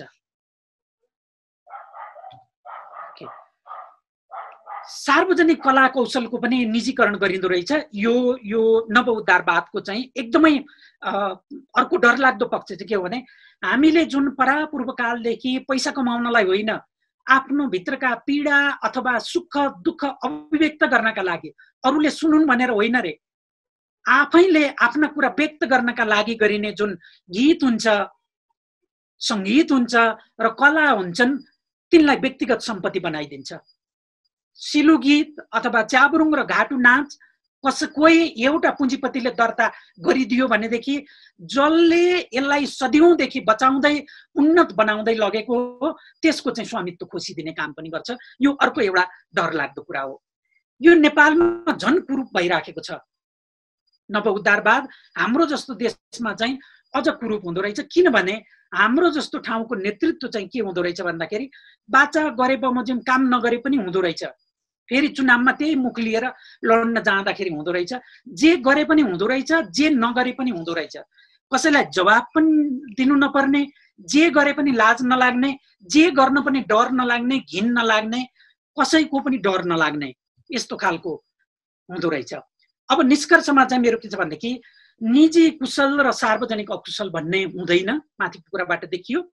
संसारका अरू भाग र नेपालमा पनि सार्वजनिक उद्यम कुशल भएका राम्रा उदाहरणहरू छन्। यी इनोभेटिभ भएका पनि राम्रा उदाहरणहरू छन्। संसारमा नवउद्धारवादलाई उद्दण्ड हुन नदिनका लागि जुन जुन देशमा प्रयास गरिएको छ, सचेत प्रयास गरिएको छ, तिनमा आर्थिक विकासका साथै सामाजिक न्याय पनि भएको छ र त्यो आर्थिक विकास दिगो आर्थिक विकास भएको छ। अब यो काम कसरी र कसले गर्ने भन्दाखेरि चाहिँ मैले ठुलो पोइन्टमा कति यो 350 जति राखेर चाहिँ पोइन्टमा चाहिँ क्वेसन मार्क राखेर छु र मेरो कुरा सानोमा राखेर छु। किनभनेदेखि यसका लागि जुन इमान चाहिन्छ, जुन दृढता चाहिन्छ, त्यो समाजवादी काङ्ग्रेसबाट हुने आश मैले गरेको छैन, कम्युनिस्टबाट हुने आश छँदै छैन, मधेसवादीसँग पनि आश छैन, साझा पार्टीलाई पत्याउँदिन, मसँग यसो गर्ने आँट छैन। तपाईहरुसँग छ भनेदेखि अगाडि सर्दाखेरि हुन्छ। हस्, मैले थप समयमै सकेँ जस्तो लाग्छ, 10 मिनेटको। अशेषजी धेरै धेरै धन्यवाद। धन्यवाद सर, मोहन सर, यो एउटा चाहिँ ब्रिलियन्ट प्रेजेन्टेसनको लागि। हामी अहिले पनि निकै धेरै लाभान्वित भएको चाहिँ लाग्यो। यो हाजुन चाङको जुन पुस्तक थियो ब्याड समरिटन्स, त्यसको एउटा च्याप्टरलाई लिएर त्यसको नेपालको सन्दर्भ यति मिठो ढङ्गले एक हिसाबले उत्खनन गरिदिनु भयो कि आज नेपाल कम्युनिस्ट पार्टीमा लागेका अथवा समाजवादी ध्येयका निम्ति, समाजवादी आन्दोलनमा लागेकाहरूको निम्ति अलिकति सोच्नुपर्ने र वास्तवमा साँच्चै नै ध्यान दिनुपर्ने विषय हो। यहाँ थुप्रै प्रश्नहरू आएका छन्, म अब प्रश्नहरूतर्फ डोर्याउँछु। तर त्योभन्दा अगाडि यसमा केही थप गर्नुपर्ने अथवा यो विषयमा उजागर गर्नुपर्ने केही कुरा भए म एफसिडीका अध्यक्ष डाक्टर खगेन्द्र प्रसाईलाई छोटो समय दिन्छु। धन्यवाद अशेष। मैले छोटोको पनि छोटो लिन्छु। खास गरेर म साथीहरूलाई, यहाँ सहभागी हुनुभएका साथीहरूलाई के आग्रह गर्छु भने, यो हामीले एउटा संवाद प्रवेश गरेका हौँ र के गरिएको छ भने, खास गरेर 1990 पछाडि जब उदारवाद प्रभावशाली भएर टेलिसंसारमा शासन गर्यो, त्यसको एउटा आइडियोलोजी के छ भने निजी चाहिँ उद्यमशील हुन्छ, निजी नाफामूलक हुन्छ, निजी इफिसियन्ट हुन्छ र सरकारी या सामाजिक स्वामित्व चाहिँ एकदम खराब हुन्छ भन्ने कुराको प्रचार गरियो। र अहिले के हुन्छ भने ठुलो वामपन्थ मान्ने, कम्युनिस्ट पार्टी मान्ने ठुला नेता र ठुलो संख्या नेता र कार्यकर्ताहरू पनि यो विचारबाट प्रभावित भएका छन् अथवा यो विचारबाट ब्रेन वास भएका छन्। र यहाँ मोहन सरले जुन कुरा ल्याउनु भयो त्यो पुस्तकको सन्दर्भमा, त्यो निकै महत्त्वपूर्ण पुस्तक हो र उहाँले नेपालका सन्दर्भका थुप्रै प्रसङ्गहरू ल्याउनु भयो। यसले हामीले गर्न यहाँ खोजिएको के हो भनेदेखि, हामीले यो यदि हामी सार्वजनिक संस्थान चाहिँ निजी क्षेत्रभन्दा उद्यमशील हुँदैन, निजी क्षेत्रभन्दा नाफामूलक हुँदैन, निजी क्षेत्रभन्दा मानव उपयोगको लागि उपयोगी हुँदैन भनेर मान्छौँ भने हामीले समाजवादको कुरा गर्नु हुँदैन। पुँजीवाद नै श्रेष्ठ हो भन्ने कुरा मान्नुपर्ने हुन्छ। त्यो अहिलेलाई होस् या भोलिलाई होस्, त्यो फरक कुरा हो। तर म एउटा तथ्य के मात्रै थप्न चाहन्छु भने, धेरै मान्छेलाई के लाग्छ भने इनोभेसन, प्रविधि, टेक्नोलोजी संसारमा जे उत्पत्ति भएका छन्, जे नयाँ नयाँ चिजहरू आएका छन्, कम्प्युटरदेखि तपाईँले प्रयोग गरेका, ती चाहिँ सबै निजी क्षेत्रले उत्पादन गरेका भन्ने हामीकामा भ्रमपूर्ण चेतना ठुलो मात्रामा प्रचार गरिएको छ। र म यसमा 2-3टा तथ्य मात्रै भन्छु र त्यस पछाडि हामी प्रश्नमा जान्छौँ, संवादमा जान्छौँ। जस्तो उदाहरणको लागि तपाईँले हेर्नुहुन्छ भने अमेरिका एउटा क्यापिटलिजमको केन्द्र हो। अमेरिकामा दोस्रो विश्वयुद्ध पछाडि जुन प्रविधिहरू विकास भए, होइन, उदाहरणको लागि तपाईँ दोस्रो विश्व नजानु, दोस्रो विश्व अगाडि नि न्युक्लियर टेक्नोलोजी त निजी क्षेत्रले निकालेको होइन। त्यहाँ त कति वर्षसम्म सार्वजनिक क्षेत्रले पैसा दिएर साइन्टिस्टहरूलाई राखेर चाहिँ त्यो न्युक्लियर टेक्नोलोजी डेभलप गरेको। लो त्यो पनि बिर्स्यौँ। सेकेन्ड वर्ल्ड वार पछाडि संसारमा अमेरिका जुन टेक्नोलोजी इनोभेसनमा पायोनियर भयो, त्यसले संसारलाई चाहिँ नेता भयो। त्यो पनि तपाईँ हेर्नुहुन्छ भने 85% प्रविधिहरू जम्मा उत्पत्ति भएका 85% प्रविधिहरू चाहिँ सार्वजनिक क्षेत्रबाट उत्पत्ति भएका प्रविधिहरू हुन्। सरकारको प्रत्यक्ष लगानीमा र अनवरत 30-35 वर्षको कतै नाफा नहेरिकन गरिएको लगानीमा उत्पत्ति भएका प्रविधिहरू छन्। उदाहरणको लागि कम्प्युटर, झन्नै त्यहाँको रिसर्च विङले चाहिँ, मिलिटरीको रिसर्च विङले 30 वर्ष नन स्टप कम्प्युटरका लागि लगानी गर्नु पर्यो। इन्टरनेट त्यस्तै लामो समयसम्म अनवरत लगानी गरेर उत्पत्ति भएको। अहिले तपाईँले प्रयोग गरेको गुगल, तपाईँले प्रयोग गरेको इन्टरनेट नै भएपछि गुगलको प्रश्नै भएन। गुगलको जति म्याथमेटिक्स त्यसमा प्रयोग गरिएको छ, त्यो सबै अधिकांश म्याथमेटिक्स चाहिँ सार्वजनिक क्षेत्रले उत्पत्ति गरेको, पछि त्यसलाई कौडीको मूल्यमा निजी क्षेत्रलाई बेचिएको मात्रै हो र रातारात गुगलका मालिकहरू धनी भएका मात्रै हुन्। त्यस पछाडि तपाईँको स्मार्टफोन यो सार्वजनिक क्षेत्रले उत्पत्ति गरेको।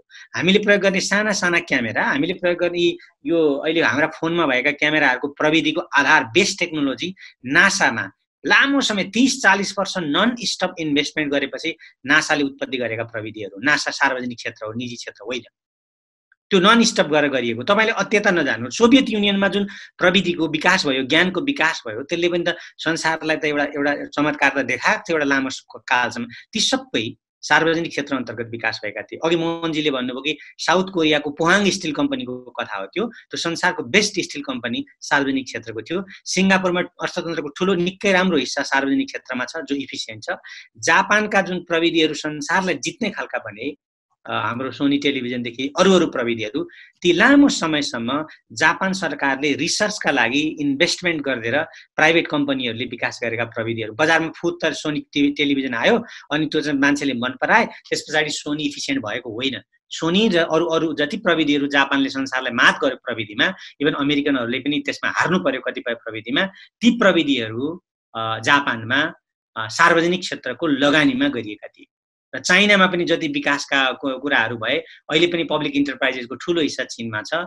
चीन अहिले पनि संसारमा टेक्नोलोजीको लागि इनोभेसनमा निकै अगाडि बढिरहेको छ। इन्डियाको तुलनामा त्यो 100औं गुणा अगाडि छ। त्यहाँ पनि सरकारको ठुलो लगानी छ, भयङ्कर ठुलो लगानी छ। चाहे कि चाहिँ सरकारी ल्याबमै होस् या प्राइभेट ल्याबलाई दिएर पनि प्राइभेट ल्याबलाई दिने पैसा पनि सरकारले नै फन्ड गर्छ र लामो समयसम्म आजको भोलि परिणाम आउँछ भनेर सोचेर गरिँदैन। यसरी हेर्नुहुन्छ भने हामीले निजी उद्यमशील हुन्छ र सार्वजनिक उद्यमशील हुँदैन भन्ने कुरा वास्तवमा त्यो ठ्याक्कै उल्टो हो। र उद्यमशीलताका लागि, इनोभेसनका लागि नन स्टप लामो समयसम्म लङ टर्म इन्भेस्टमेन्ट चाहिन्छ, जो कुरा निजीले कहिल्यै गर्न सक्दैन या साह्रै थोरै गर्छ। संसारमा साह्रै थोरै भएको होला, त्यो सार्वजनिक क्षेत्रले मात्रै, सरकारी स्वामित्वले मात्रै, सार्वजनिक स्वामित्वले मात्रै गर्छ भन्ने मैले मोहनजीको यो प्रस्तुतिमा केही थपेँ। अहिले प्रश्नहरू आएछन् र मैले बोल्नुपर्ने केही प्रश्न छन् भने म बिचमा बोलौँला, अन्यथा म आज सुन्नै रमाइरहेको छु। धन्यवाद अशेषजी। धन्यवाद छ खयन सरलाई।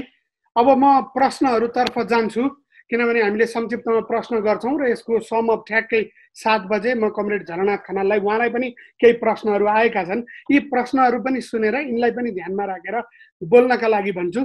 तर पहिला प्रश्नोत्तर म प्रस्तोतालाई नै प्रश्नहरू दिन्छु कि यहाँनिर प्रश्न आएको छ। आज स्वागत गर्नुहुने सरोज यादवजीकै प्रश्नबाट म सुरु गर्छु कि हामी पूर्ण रूपमा राज्य नियन्त्रित उद्यम सार्वजनिक उद्यममा जान सक्छौँ, जबकि राज्य नै नव उदारवादको जालोमा फसेको छ नि भन्ने उहाँको प्रश्न छ। यो सँगसँगै अर्को एउटा प्रश्न छ, 3 खम्बे अर्थतन्त्र भनेर चाहिँ नेपालले भनेको छ, संविधानमा पनि त्यो आशय प्रकट गरिएको छ। अब यो 3 खम्बे भित्रको सहकारी क्षेत्रलाई चाहिँ अहिलेको प्रेजेन्टेसनले यो सार्वजनिक क्षेत्रको मान्ने कि कता मान्ने, यसलाई कसरी हेरिन्छ भन्ने अर्को प्रश्न छ। अर्को चाहिँ यसमा जुन इनइक्वालिटी यो नव उदारवादी आजको विश्वले जुन किसिमको असमानता सिर्जना गरिरहेको छ, यसको उपाय चाहिँ के हुन्छ त? राज्यले सबै कुरा गर्यो भने चाहिँ यो चाहिँ इनइक्वालिटी जुन हो त्यो सकिन्छ त भन्ने प्रश्न छ। यो 3वटा प्रश्नलाई लिएर म मोहन मैनाली सरलाई भन्छु, केही यहाँका जवाफ के हुन्छन्? म त्यसमा अरू पनि अर्को एउटा क्वेसन पनि देखिरहेको थिएँ, त्यताबाट उ गर्दै जान्छु है अहिलेसम्म भएको, त्यसपछि तपाईँले चाहिँ गरिदिनु होला। एउटा छ ओके कोअपरेटिभ भन्ने कुरा जुन आयो, यो पनि सिद्धान्त त सार्वजनिक के भन्छ स्वामित्व अथवा अलिकति धेरै भएको होला, तर नेपालको सन्दर्भमा मैले के देखिरहेको छु भनेदेखि यो राजनैतिक नारा जनतालाई झुक्क्याउने काम मात्रै भएको छ। सहकारीहरूले मैले अब केही एकदमै राम्रा पनि छन्, अपवाद जेको पनि हुन्छ, तर समग्र रूपमा हेर्यो भनेदेखि यी झन्ठुला शोषक हुन्। किनभने यिनको ब्याज दर र जुन नाफाको चाहिँ ऊ राखेको छ, यो बढीभन्दा बढी गरेर यिनले गर्ने लिलामी र मान्छेको घर उठीबास कम छैन। त्यसले गर्दाखेरि सहकारीले त्यस्तो त्योबाट म अहिलेको खालको सहकारीबाट म आशावादी छैन। ओके, अर्को एउटा कुरा, सार्वजनिक संस्थानले निजी क्षेत्रलाई नागरिकलाई इन्भेस्ट गर्न दिँदैनन् भनेर भन्ने, यो पनि स्वरूप हेरी होला। दूरसञ्चारमा मैले इन्भेस्ट गर्न पाउँछु हैन, दूरसञ्चार संस्थानमा। त्यस्तै गरी चिलीमै पनि सार्वजनिक स्वामित्वकै हो, यसले निजी क्षेत्रमा सेयर के भन्छ तपाईँ हामीलाई सेयर दिएको छ, उपल्लो तामाकोसीले पनि दिएको छ, र त्यस्तै गरी अरू के जातिले पनि दिएको छ क्यार हैन। ओके, सार्वजनिक संस्थानले मान्छेलाई प्रत्यक्ष रूपमा नाफा दिँदैनन्। मलाई त यो प्रत्यक्ष रूपमा नाफा चाहिएन, अप्रत्यक्ष नाफा चाहिँ चाहियो। जस्तै स्कुल, सार्वजनिक स्कुल राम्रोसँगले चलाउने हो भने, सार्वजनिक उद्यमले गर्ने हो भने, मैले अहिले महिनामारी रूपमा मेरो छोराछोरीको लागि तिर्नुपर्ने जुन पैसा छ त्यो पैसा तिर्नु पर्दैन थियो, त्यो त मेरो ड्याङ्गै बचत हुन्थ्यो, त्यसको त म आधा पैसा सरकारलाई थप कर तिर भन्दाखेरि तिर्ने थिएँ नि। अहिले म जसरी निजी क्षेत्रका हस्पिटलमा गएर त्यहाँको चर्को शुल्क तिर्छु बिरामी हुँदाखेरि, त्यो अस्पतालले राम्रो सेवा दिएको भएदेखि त मैले त्यसो गर्नु पर्दैन थियो नि। त्यो मेरो लागि ठुलो कुरा होइन र, होइन। अर्को एउटा यो स्कुलको फाइदा चाहिँ म के भन्छु भनेदेखि, धेरैले के भन्छन् भनेदेखि यो कलियुगको एउटा विशेषता के हो रे भनेदेखि, यसमा जस्तो सुकै परिवारमा जन्मेको मान्छे पनि एकदम राम्रो हुन पनि सक्छ रे। तर त्यो कति बेलालाई भनेको हो भनेदेखि जहाँ शिक्षामा धनी मान्छे र गरिब मान्छेले समान अवसर पाउँछ। अहिलेको जस्तो ठाउँमा त गरिबले पढ्नेमा चाहिँ म चितवन यो राजमार्ग भन्दा 10 मिनट मास्तिर जाँदाखेरि त्यहाँका विद्यार्थीले पढेको, त्यहाँका मान्छेले पढेको चाहिँ गरेको 2 र 1 21, 2 र 2 32, 2 र 3 43। गरिबको भागमा त अङ्क पनि राम्रोसँगले पढेको छैन। यस्तो भएपछि त यो असमानता भइहाल्छ नि। त्यसकारण मलाई त विनोद चौधरीका छोराले जुन एजुकेसन पाएको छ, सामान्य मान्छेका छोराछोरीले पनि त्यो एजुकेसन पाउने गरी गर्नु भनेको त सबभन्दा ठुलो लाभ त्यही हो। र असमानता अन्त्य गर्ने पनि सबैभन्दा ठुलो उद्यम यो हो जस्तो लाग्छ। किनभने उनले आफूले गर्ने आफ्नो जिन्दगीमा त कठोर किसिमले बाँच्दाखेरि त यसै ऊ अगाडि बढ्न सकिहाल्छ। शिक्षा पनि अरू समान पायो भनेदेखि त त्योभन्दा राम्रो समानता त केही पनि हुँदैन। उनले त आफ्नो के भन्छ जीवन बनाउन पाइहाल्छ नि। कृषि औजार कारखानाले किसानलाई उपयुक्त खालको कृषि औजार दिदियो भने त्योबाट उसले जुन खालको नाफा पाउँछ, त्योभन्दा ठुलो हामीलाई प्रत्यक्ष नाफा के खोज्नुपर्छ, होइन। ट्रली बस सेवाले राम्ररी हिँडेर मेरो समय बचत गरिदिएको भएदेखि आधा घन्टामा पुगिने ठाउँमा मैले 1 घन्टा बस्नु नपर्ने हो भनेदेखि म त्यो जान आधा घन्टा, आउन आधा घन्टा, दिनको 1 घन्टा म राम्रोसँगले उपयोग गर्थेँ नि त। म बसेर जान पाउँथेँ होला। अहिले निजी क्षेत्रमा उभिने सुविधा नभएको अथवा गुन्द्रुक जसरी कोचिएर जुन हिँड्नुपर्ने हुन्छ, लाप्पा खेलेर हिँड्नुपर्ने, त्योबाट मुक्ति दिनु भनेको संसारको ठुलो के भन्छ नाफा हो भन्ने लाग्छ।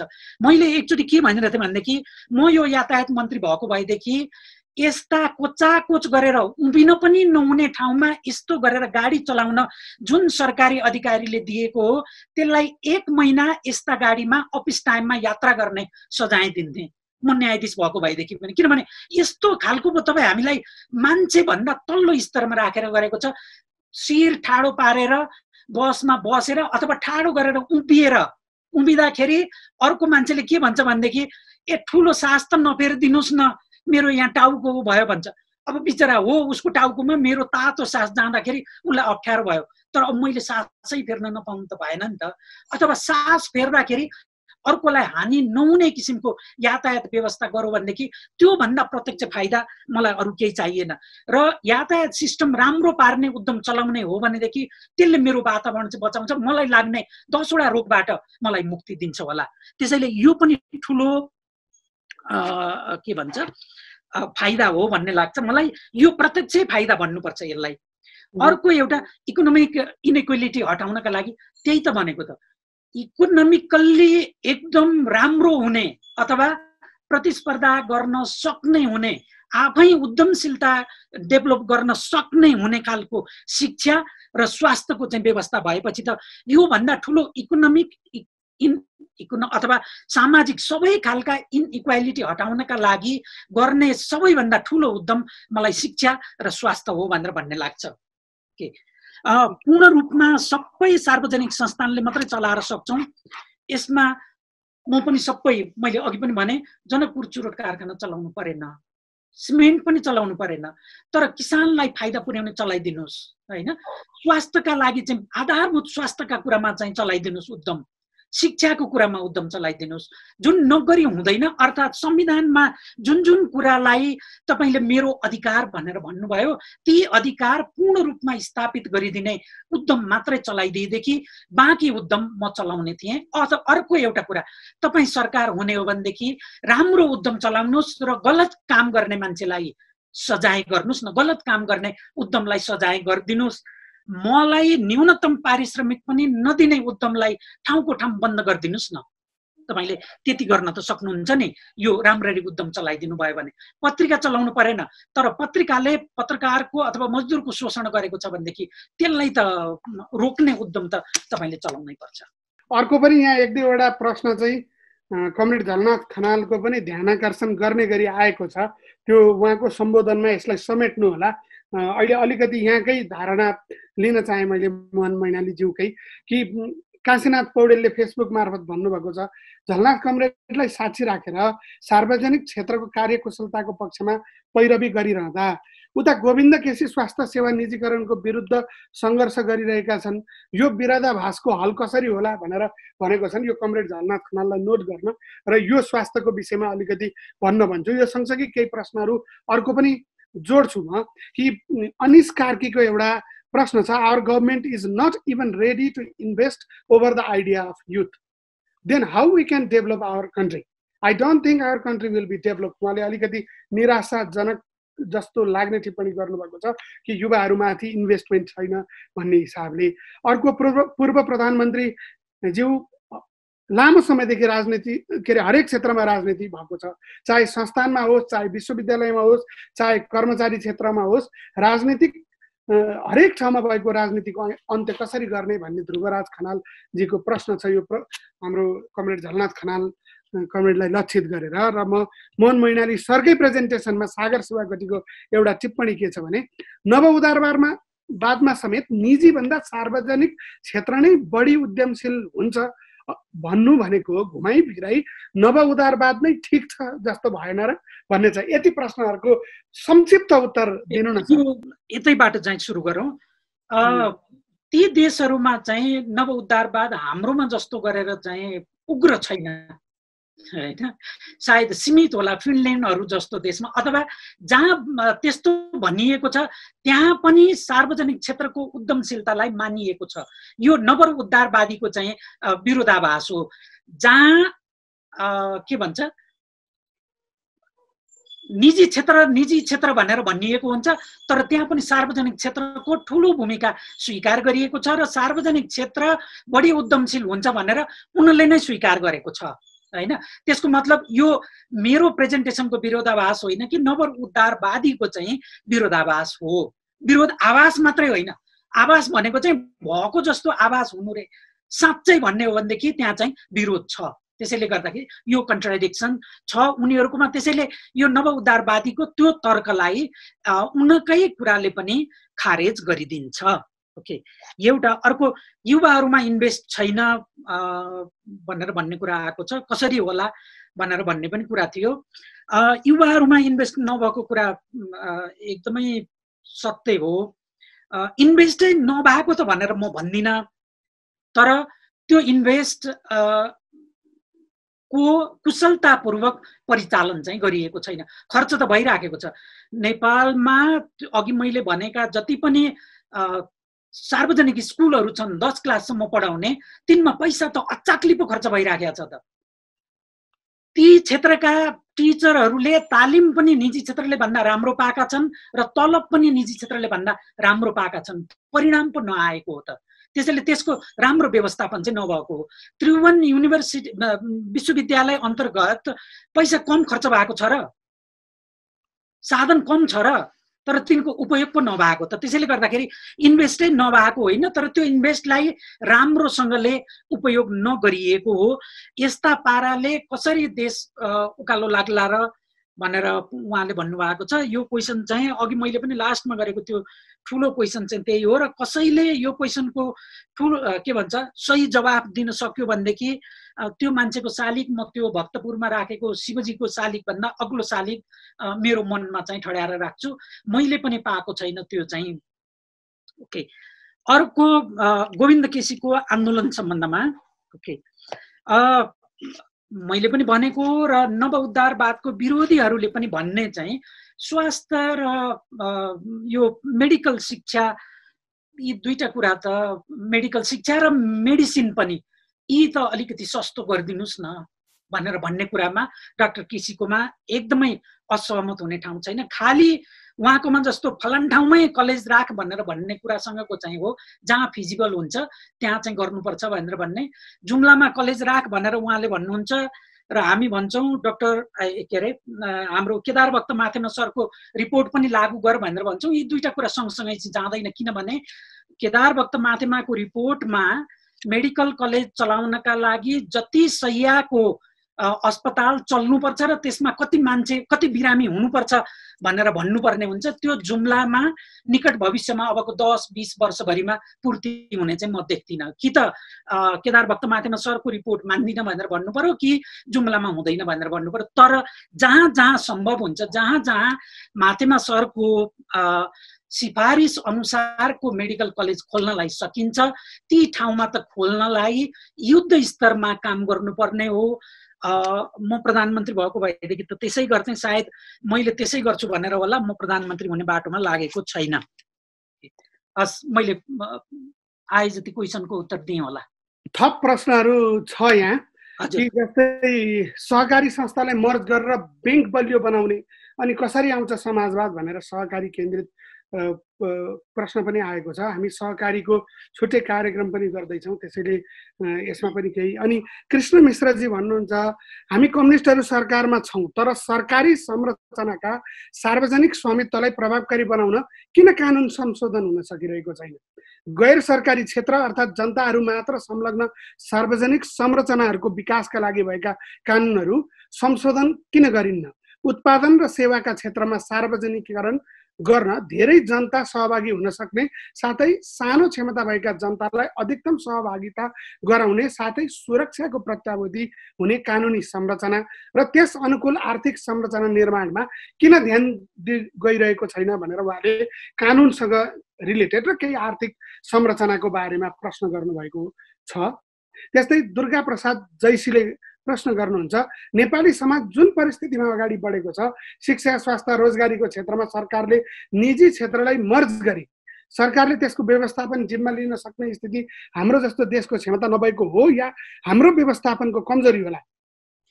यो विषयमा चाहिँ उहाँहरूलाई प्रश्न छ र खास गरी पूर्व प्रधानमन्त्री झलनाथ खनालले पनि यो विषयमा बोल्दाखेरि चाहिँ समेट दिनु भनेर उहाँले भन्नुभएको छ।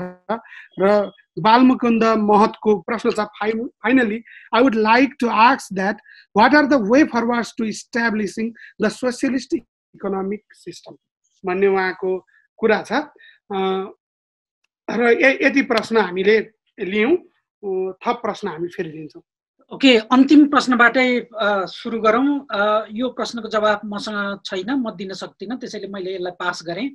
तर अब क्रमशः पास पनि गर्नुपर्छ होला सर, अन्तिममै आउँदैछौँ हामी प्रश्न। अब अरूको चाहिँ ओके, सरकारले किन कानुन बनाउँदैन यस्तो खालको लागि भनेर भन्ने कुरा सायद मन नलागेर, त्यसो गर्दाखेरि मैले कतै जवाब दिन्छु भनेर जवाब दिनुपर्छ भन्ने पनि नलागेर होला कि जस्तो लाग्छ। अघि मैले त्यहाँ लेखेको थिएँ नि, मन नलागेर, डर नलागेर, लाज नलागेर, घिन नलागेर होला। आफूलाई मनपर्ने, आफूलाई सुहाउँदा खालका कानुन त रातारात पास भएर चाहिँ गइराखेका छन् त, संसदमा छलफल पनि गर्नु पर्दैन, अन्त पनि भइराखेको छ नि त, होइन? त्यसकारण यो सबै कुरा चाहिँ मन नलागेर नै हो जस्तो लाग्छ मलाई। नत्र भनेदेखि अरू न्यू के जाति होलान्, तर आफूलाई चाहिने मन लागेका कामहरू चाहिँ गर्नलाई सकिहालिन्छ होला जस्तो चाहिँ लाग्छ मलाई। के सहकारीको कन्सेप्टसँग चाहिँ म त्यति यो खालि एउटा यसो अलि छलछाम गर्ने, त्यो एउटा हामीलाई चुनावमा यताउता गर्नका लागि नै गरिएको हो जस्तो लाग्छ मलाई। सुरुमा पनि मलाई पत्यार थिएन, भरत मोहनजीले 3 खम्बे भनेर भन्दाखेरि विश्वास लागेको थिएन, त्यसै आधारमा विश्वास गर्न भएन। अहिले हेर्दाखेरि पनि विश्वास लागेको छैन र यो होला जस्तो चाहिँ मैले ठानेको छैन। अब सावित्र घिमिरेजी धनकुटाले चाहिँ अहिलेको विश्व आर्थिक व्यवस्थासँग नव उदारवादको के सम्बन्ध भन्नुभयो। हाम्रो विषय नै यही हो कि आजको विश्व आर्थिक व्यवस्था नव उदारवाद नै हो भन्ने विषय छँदैछ। यसमा क्विकली केही टिप्पणी छ मोहन सर? नव उदारवादले आफू नै ठिक, अरू सबै बेठिक भनेर सही गलत सबै किसिमका प्रचार गरेको र प्रचारका सबै संयन्त्रहरू पनि आफ्नो स्वामित्वमा लिएर विभिन्न किसिमले विज्ञापनका माध्यमबाट, अरू कुराका माध्यमबाट, पैसाका माध्यमबाट, अलिकति डिनरका माध्यमबाट, अलिकति अन्तर्राष्ट्रिय भिजिटका माध्यमबाट त्यस्तो प्रचार गर्नलाई चाहिँ सबै प्रचारका साधनहरू आफ्नो नियन्त्रणमा राखेका छन्। त्यसैले एक किसिमले भन्दाखेरि अहिले विश्व बजारमा यो जगजगी चाहिँ मच्चाउने काम गरिराखेको छ र त्यसमा हाम्रो जस्तो देशका कम्युनिस्ट सरकारहरूले पनि सार्वजनिक क्षेत्र चाहिँ कामै लाग्दैन भनेर जुन किसिमले गरिराखेका छन्, त्यो नव उद्धारवादलाई प्रमाणित गर्न, उदाहरण दिनका लागि चाहिँ उनले भरमग्दुर कोसिस गरिराखेका छन्। धन्यवाद छ मोहन सर, अत्यन्त राम्रो प्रस्तुति र प्रश्न उत्तरको लागि पनि हामी यो संवाद निरन्तर गर्छौँ भनेका छौँ। क्विकली खगेन्द्र सर केही छोटो 2 मिनट 3 मिनटमा कुनै कुरा छ म जेएन कमरेडलाई दिनुभन्दा अगाडि यहाँको कुनै 2-3 मिनटमा केही भन्नु छ भने म सरलाई दिन्छु।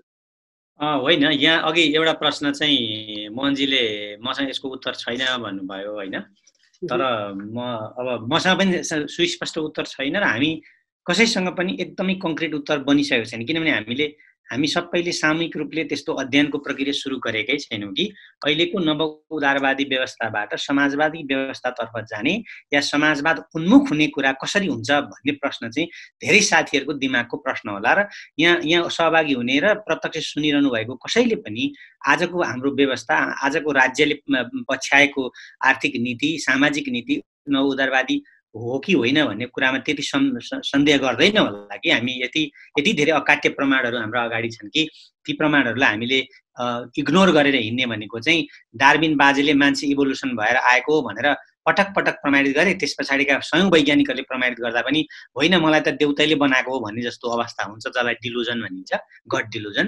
त्यस्तो चाहिँ छैन होला साथीहरूको बिचमा।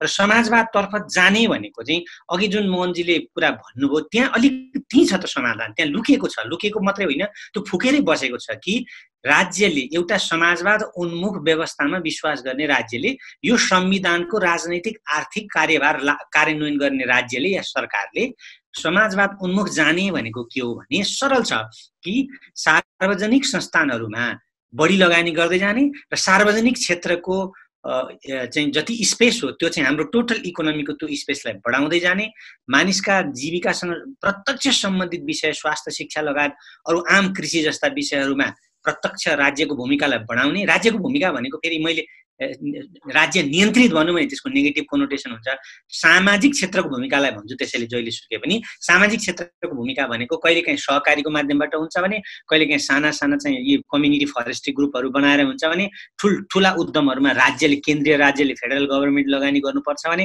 तीभन्दा अलि सानामा प्रोभिन्सले लगानी गर्न सक्छ भने, तीभन्दा झनै साना साना गाउँका उद्योगहरूदेखि लिएर गाउँका स्कुल क्याम्पस चलाउनेमा नगरपालिका गाउँपालिकाले लगानी गर्न सक्छन् भने, यो दिशातर्फ जब पार्टी र सरकार जान्छ तब हामी समाजवाद उन्मुख हुँदै गरेका हुन्छौँ। अहिले साँच्चै तुलना गर्ने भने मोहनजीले जुन तथ्यहरू ल्याउनु भयो हामीले निष्पक्ष भएर हेर्ने हो भने हाम्रो अहिले समाजवाद उन्मुखता त पञ्चायतको जति समाजवादी पनि छैन अहिलेको समाज हाम्रो।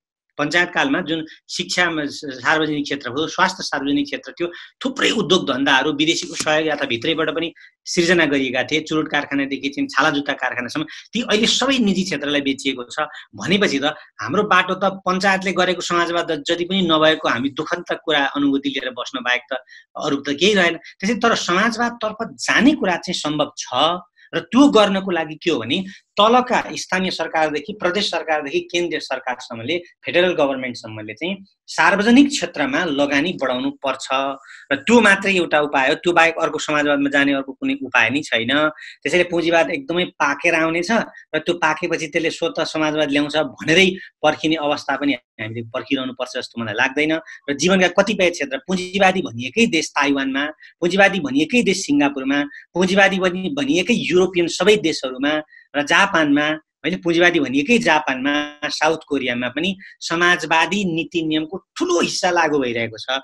र जस मार्फत समाजले ठुलो फाइदा लिएको छ, जस्तो शिक्षामा भएको कुराले त्यत्रो ठुलो फाइदा लिएको छ, स्वास्थ्यमा भएको कुराले धेरै ठुलो फाइदा लिएको छ। त्यसैले समाजवाद उन्मुखतर्फ जाने भनेको एक शब्दमा सार्वजनिक क्षेत्र, त्यो सानो सार्वजनिक क्षेत्र होस् या प्रदेशको सार्वजनिक क्षेत्र होस् या केन्द्रीय सरकारको सार्वजनिक क्षेत्र होस् या सहकारी मार्फतको सार्वजनिक क्षेत्र होस् या साना साना समुदायले गरेको सार्वजनिक क्षेत्र होस्, त्यसलाई प्रवर्धन गर्ने, तिनीहरूलाई सहयोग गर्ने, आर्थिक सहयोग दिने, नीतिको सहयोग दिने, पैसा दिने कुरा नै महत्त्वपूर्ण हो जस्तो मलाई लाग्छ। तर यस पछाडि केही आएछ भने सम्भवतः यो कुरालाई चाहिँ हामी आज मात्रै होइन, आज चाहिँ हामीले सुरु मात्रै गरेको हो र यो संवादलाई हामी अत्यन्तै घनीभूत गरेनौँ भने हामी समाजवाद उन्मुख हुने कुराको सैद्धान्तिक तयारी गर्न सक्दैनौँ र सैद्धान्तिक तयारी बिना समाजवादतर्फ जान सकिँदैन। अहिलेको सरकार किन गइरहेको छैन पार्टी समाजवादतर्फ भने त्यसले पर्याप्त सैद्धान्तिक तयारी गरेकै छैन, 1% पनि सैद्धान्तिक तयारी गरेको छैन। पुँजीवादलाई बुझ्ने र समाजवादतर्फ कसरी सङ्क्रमण गरिन्छ त्यस कारणले ऊ जान सक्दैन, एउटा कारण थियो होइन भन्दै मैले अहिले यहीँ रोकेँ। अशेषजी धन्यवाद छ खगेन्द्र सर। अब म जिएन कमरेडतिरै जान्छु। त्यो जानुभन्दा अगाडि केही प्रश्नहरू छन् जसले आफ्नो सम्बोधनको क्रममा यो विषयमा छलफलमा भाग लिँदा सहज होस् कमरेडलाई भनेर। जस्तै चाहिँ केही प्रश्न त मोहन सरलाई नै पनि थियो, तर अब हामीसँग समय छैन। ध्रुवराज खनालले चाहिँ कस्तो मोडल होला त यहाँको विचारमा, यो छलफलले दिन सक्ने मोडल के हो भनेर, तर ती च्याटमै मोहन सरले जवाफ लेखे जस्तो लाग्यो। अनि यो सँगसँगै चाहिँ रजन केसीले भक्तपुरबाट झन्डै 2/3 सरकारको कार्य सम्पादन त यस्तो कमजोर छ, मूल कुरा राज्यको शासकीय क्षमतामा सुधार गर्ने, सुशासन र कानुनी राज्य सञ्चालन पहिलो शर्त हो भनेर रजन केसीले भन्नुभयो। तर खगेन्द्र सरले सैद्धान्तिक तयारी नै सुन्न छ, त्यसैले पहिलो शर्त चाहिँ सैद्धान्तिक तयारी हो भनेर भन्नुभयो। यो संवाद गरौँ कि हाम्रो क्षमताको प्रश्न पहिलो हो कि कता जाने भनेर सैद्धान्तिक रूपमा निरूपण गर्नुपर्ने प्रश्न चाहिँ पहिलो हो भन्ने कुरा चाहिँ हामीले निरूपण गर्नै पर्ने हुन्छ। म मोहन सरको अलिकति कुरा चाहिँ स्मरण गराउँछु झलनाथ कमरेडलाई कि उहाँले यदि सबै कुरा हिजो पञ्चायत कालमा बनाएका चिजहरू पनि यदि नव उदारवादले लामो समयदेखि छरेको भ्रम नै यदि सत्य हो भने सरकारै निजीलाई दिउन त, किनभने सरकार त झन् ठुलो महाउद्यम हो, सबै निजीकरणमा जाने हो भने भन्ने कुरा छ। यही प्रश्न पनि उठ्यो। अब आफूलाई चाहिने अनेक किसिमका विधेयकहरू जो पछि फिर्ता पनि लिनु पर्यो, त्यो रातारात विधेयकहरू आउने, तर सार्वजनिक क्षेत्रमा लगानी बढाउने कानुन वा विधेयकमा अथवा संसदमा छलफल हुने कुरा चाहिँ किन कम भएका होलान्। र मोहन सरले एउटा महत्त्वपूर्ण प्रश्न आफ्नो प्रेजेन्टेसनको अन्तिममा राख्नु भएको थियो, जो यो समाजवादी आन्दोलनमा लाग्ने जो कोहीका लागि र यो यसको लामो समयदेखि अगुवाई गर्नुभएको कमरेड झलनाथ खनाललाई पनि छुन्छ होला। म त्यो स्मरण गराउँछु कि समाजवादी भनिएको काङ्ग्रेसले पनि अब केही गर्ला जस्तो लागेन, कम्युनिस्टले त गर्ने देखिएन, समाजवादी मधेसवादीको त्यो छाँड छैन, साझामा विश्वासै छैन। के गर्ने होला त भन्दा यो एजेन्सी को हो त? यसलाई चाहिँ नव उदारवादले छरेका भ्रमहरू चिरेर सार्वजनिक क्षेत्रमा लगानी बढाउने एजेन्सी को हो त? आज नेकपाले पनि काम गरेको त देखिएन भन्ने आम चिन्ता छ। यिनै कुराहरूको सेरोफारोमा राखेर चाहिँ कमरेड झलनाथ खनाललाई म आफ्नो प्रस्तुति राखिदिनु हुनको निम्ति अनुरोध गर्दछु। यहाँलाई 30 मिनटको समय म प्रदान गर्छु। 18:58 भयो, 7:30सम्म। अब आज चाहिँ म धेरै बेर तपाईँहरूका कुराहरू सुने, खास गरिकन मोहन मैनालीका रोचक कुराहरू मैले सुने, खगेन्द्र प्रसादजीका पनि रोचक कुराहरू सुने। उहाँहरूले अहिलेको अवस्थामा वास्तवमा नव उदारवादले कस्तो खालका कामहरू गरिरहेको छ र वास्तवमा चाहिँ समाजवाद स्थापना गर्ने कुराहरूको सम्भावनाहरू के कस्ता छन्, खास गरिकन निजी उद्यम र सार्वजनिक उद्यमहरूका बीचको एउटा चाहिँ कम्पेरिजन गरेर नेपालको सन्दर्भमै बढी मात्रामा चाहिँ उहाँहरूले जुन ढङ्गले छलफल प्रस्तुत गर्नुभएको छ त्यो धेरै राम्रो मलाई लागेको छ। मलाई के कुरामा खट्केको छ भन्दाखेरि यो छलफल चाहिँ यथार्थमा एउटा ऐतिहासिक विकासको धरातलमा उभिन सकिरहेको छैन। हामीले यस्तो खालको छलफललाई ऐतिहासिक विकासको धरातलमा उभ्याउनु पर्छ, किनभने हाम्रो देश विकासको कुन चाहिँ चरणमा आइपुगेको छ त? अहिले ऐतिहासिक विकासको कुन चरणमा आइपुगेको छ? हामीले त्यो चरण अनुरूपको कुराकानी गर्यौँ भने मात्रै वास्तवमा त्यसलाई व्यावहारिक रूपले त्यसलाई लागू गर्न सक्ने अवस्था पनि बन्छ। हामीले 2006 सालतिर नै ल समाजवाद लागू गरौँ नेपालमा भन्ने कुरा गरेको भए त्यो सम्भव थिएन। समाजवाद आउनुपर्छ, समाजवादमा पुग्न सकिन्छ तर त्यसको लागि हामीले एउटा लामो श्रृङ्खला, जनवादी क्रान्तिको लामो श्रृङ्खला पार गर्नुपर्छ। अहिले नेपाली समाजमा सामन्तवाद हाबी छ, निरङ्कुश राजतन्त्र हाबी छ। त्यसकारणले यो तानाशाही व्यवस्थालाई र सामन्तवादलाई हामीले अन्त्य नगरिकन वास्तवमा समाजवादका आधारहरू तयार पार्न सकिँदैन भनेर हामी 6 सालदेखि नेपालमा जनवादी क्रान्तिको ऐतिहासिक प्रक्रियामा लाग्यौँ। त्यो ऐतिहासिक प्रक्रिया अनेक बाङ्गो टिङ्गो बाटो हुँदै अगाडि बढ्यो। कहिले 6-7 सालको मोडमा आयो, कहिले 70 सालको मोडमा आयो, प्रतिगामी मोडमा 35-36 मा अलिकति केही सरगर्मी पैदा भयो, तर त्यसले मोडै लिन सकेन। 46 सालमा अलिकति मोड ल्यायो, सकारात्मक मोडबाट हामीले अगाडि बढ्यौँ। त्यसपछि पनि समस्याहरू समाधान भएन र अन्त्यमा आएर 62-63 मा राष्ट्रव्यापी जनक्रान्ति सम्पन्न भयो। त्यो जनक्रान्तिले सम्पूर्ण रूपमा सामन्तवादलाई आर्थिक रूपले र राजनैतिक रूपले उन्मूलन गर्यो। सांस्कृतिक रूपले त्यसका अवशेषहरू अहिले पनि होलान्, तर राजनीतिक रूपले त्यसको अधिसंरचनामा रहेको सामन्तवाद जो राजतन्त्रका रूपमा थियो, निरङ्कुश राजतन्त्रको रूपमा थियो, त्यसलाई हामीले समाप्त गर्यौँ। आर्थिक आधारको रूपमा रहेको सामन्तवाद अथवा सामन्ती मोड अफ प्रोडक्सन, त्यसलाई पनि हामीले समाप्त गर्यौँ। सामन्त वर्ग पनि समाप्त भयो, जमिनदार वर्ग पनि समाप्त भयो। अहिले पनि जमिनका कतिपय मालिकहरू छन्, विभिन्न मालिकहरू, तर उनीहरू पुँजीवादी ढङ्गका शोषणहरू गर्छन्। सामन्ती ढङ्गका शोषणहरू करिब करिब नेपाली समाजमा अन्त्य भएका छन् र यो 62-63 को जनक्रान्तिपछि नेपाली समाज वास्तवमा एउटा प्रारम्भिक स्तरको पुँजीवादी समाजमा आइपुगेको छ।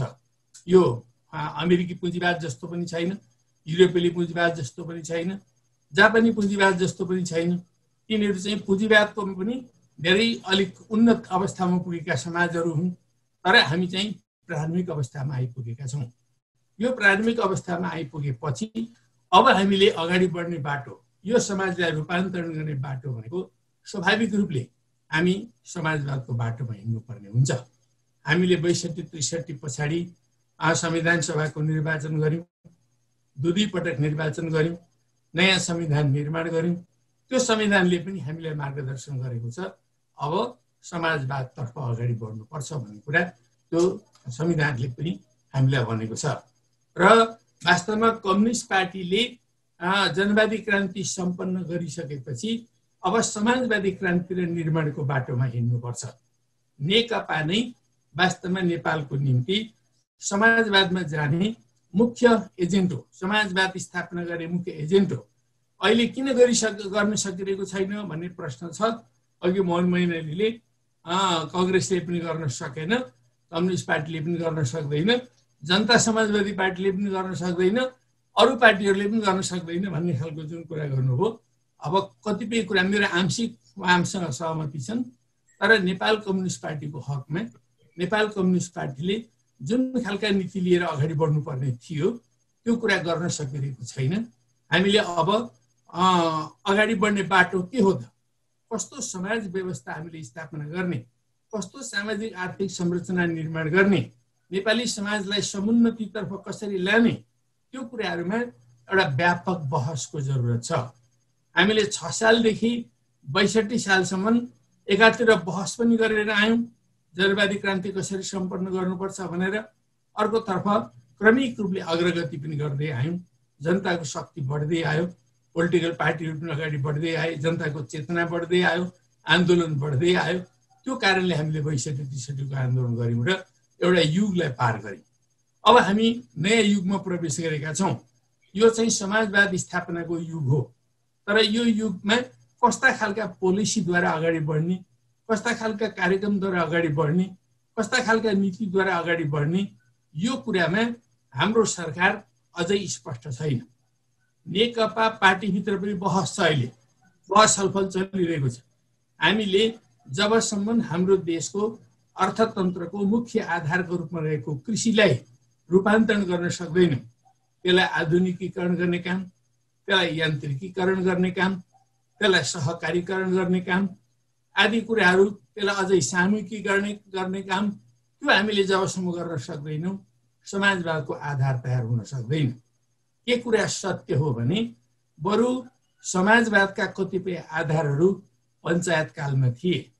पञ्चायतकालमा केही महत्त्वपूर्ण उद्योगहरू सार्वजनिक क्षेत्रमा स्थापित गरिएका थिए, चाहे त्यो धागो कारखाना भन्नुहोस्, चाहे कृषि औजार कारखाना भन्नुहोस्, चाहे ट्रली बस भन्नुहोस्, चाहे त्यत्रो विशाल चिया उद्यम भन्नुहोस्, चाहे भ्रिकुटी कागज कारखाना भन्नुहोस्, चाहे हरिसिद्धि इँटा कारखाना भन्नुहोस्, चाहे हेटौडा कपडा उद्योग भन्नुहोस्, तिनीहरूले हाम्रो देशको लागि उपभोग गर्ने महत्त्वपूर्ण वस्तुहरूको उत्पादन गरिरहेको थियो र अन्तर्राष्ट्रिय बजारका निम्ति हामी उपभोक्ता मात्रै हुनबाट चाहिँ त्यसले बचाइरहेको थियो र राष्ट्रिय उद्योग धन्दालाई विकास गर्न, राष्ट्रिय बजारलाई विकास गर्न महत्त्वपूर्ण भूमिका खेलिरहेको थियो।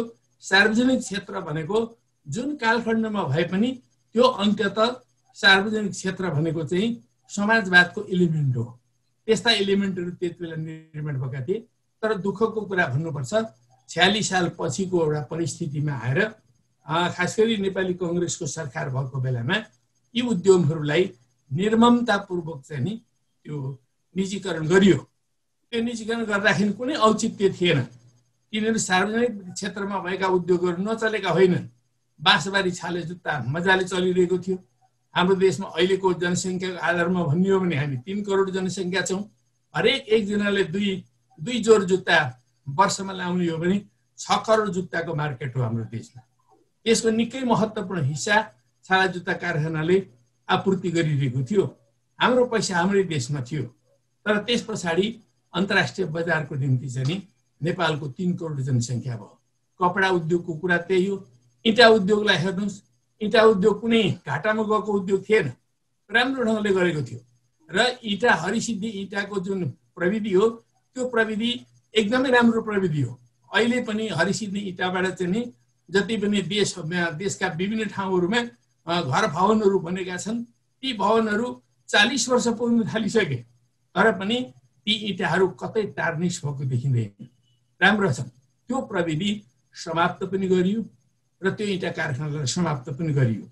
त्यसकारणले इतिहासका यी भूलहरूबाट हामीले सिक्नुपर्ने आवश्यकता छ र अहिलेको सरकारले नयाँ ढङ्गले उद्यमहरू जो सार्वजनिक उद्यमहरू छन् ती सार्वजनिक उद्यमहरूलाई तिनीहरूको गुणस्तर कसरी विकास गर्ने, तिनीहरूको व्यवस्थापन कसरी विकास गर्ने, तिनीहरूलाई समुन्नतीकरण कसरी गर्ने, प्रविधिको विकास कसरी गर्ने, व्यवस्थापन विधिलाई कसरी समुन्नत बनाउने भन्ने कुराहरूमा सोच्नुको सट्टा चाहिँ नि कतिपय उद्यमहरूलाई निजीकरण गर्न खोज्ने अहिलेको सरकारले पनि जो गर्न खोजिरहेको छ त्यो सर्वथा गलत कुरा छ। कम्युनिस्ट पार्टीको सिद्धान्तका विपरीतको कुरा छ त्यो। यस ढङ्गले गयो भने वास्तवमा चाहिँ उही नव उदारवादको बाटोमै जानुपर्ने हुन्छ। नव उदारवादले वास्तवमा यी विगतका 30 वर्षमा भनौँ या 50 वर्षमा भनौँ, 1970 देखि गर्ने हो भने 50 वर्ष, 90 देखि गर्ने हो भने 30 वर्ष, हाम्रो देशमा 30 वर्ष, विश्वमा 50 वर्षको अवधिमा नव उदारवादले जुन खालको चाहिँ एउटा निजीकरणको हल्ला चलायो, यद्यपि सबै कुरा निजीकरण अमेरिकामा पनि छैन, युरोपमा पनि छैन, जापानमा पनि छैन। अघि दुईजना मित्रहरूले जुन ढङ्गले प्रस्तुति गर्नुभएको छ त्यो कुरासँग एग्री गर्छु। कयौँ कुराहरू सार्वजनिक उद्यमहरू बडो राम्रोसँगले सञ्चालित भएका छन्। तर निजीकरणले के गर्यो भन्दाखेरि एकातिर अत्यन्त मुठीभर कम्पनीहरू र मुठीभर व्यक्तिहरूमा संसारको श्री सम्पत्ति चाहिँ केन्द्रीकरण गर्दै लग्यो। अहिले हामी यति बेला यो बहस गरिरहेका छौँ, संसारमा गरिबीको थुप्रोलाई हेऱ्यौँ भने $1.90 प्रतिदिन, त्योभन्दा कम आयमा चाहिँ बाँच्ने मानिसहरू अहिले 1 अरब पुगेका छन् र अहिले संसारको 7.5 अरब जनसङ्ख्या छ भनेर मान्ने हो भने त्यसको आधा जनसङ्ख्या 375 करोड जनसङ्ख्या चाहिँ नि अहिले $2.5 भन्दा तलको आयमा बाँच्न विवश छ। यो नव उदारवादी पुँजीवादले सिर्जना गरेको एउटा विपत्ति हो। संसारमा गरिबीको थुप्रो छ। अहिले युएनले 2030 सम्ममा गरिबी उन्मूलन गर्नुपर्छ भन्ने एउटा अभियान चलाएको छ, तर त्यो अभियान पनि अझै राम्रोसँगले अगाडि बढ्न सकिरहेको छैन।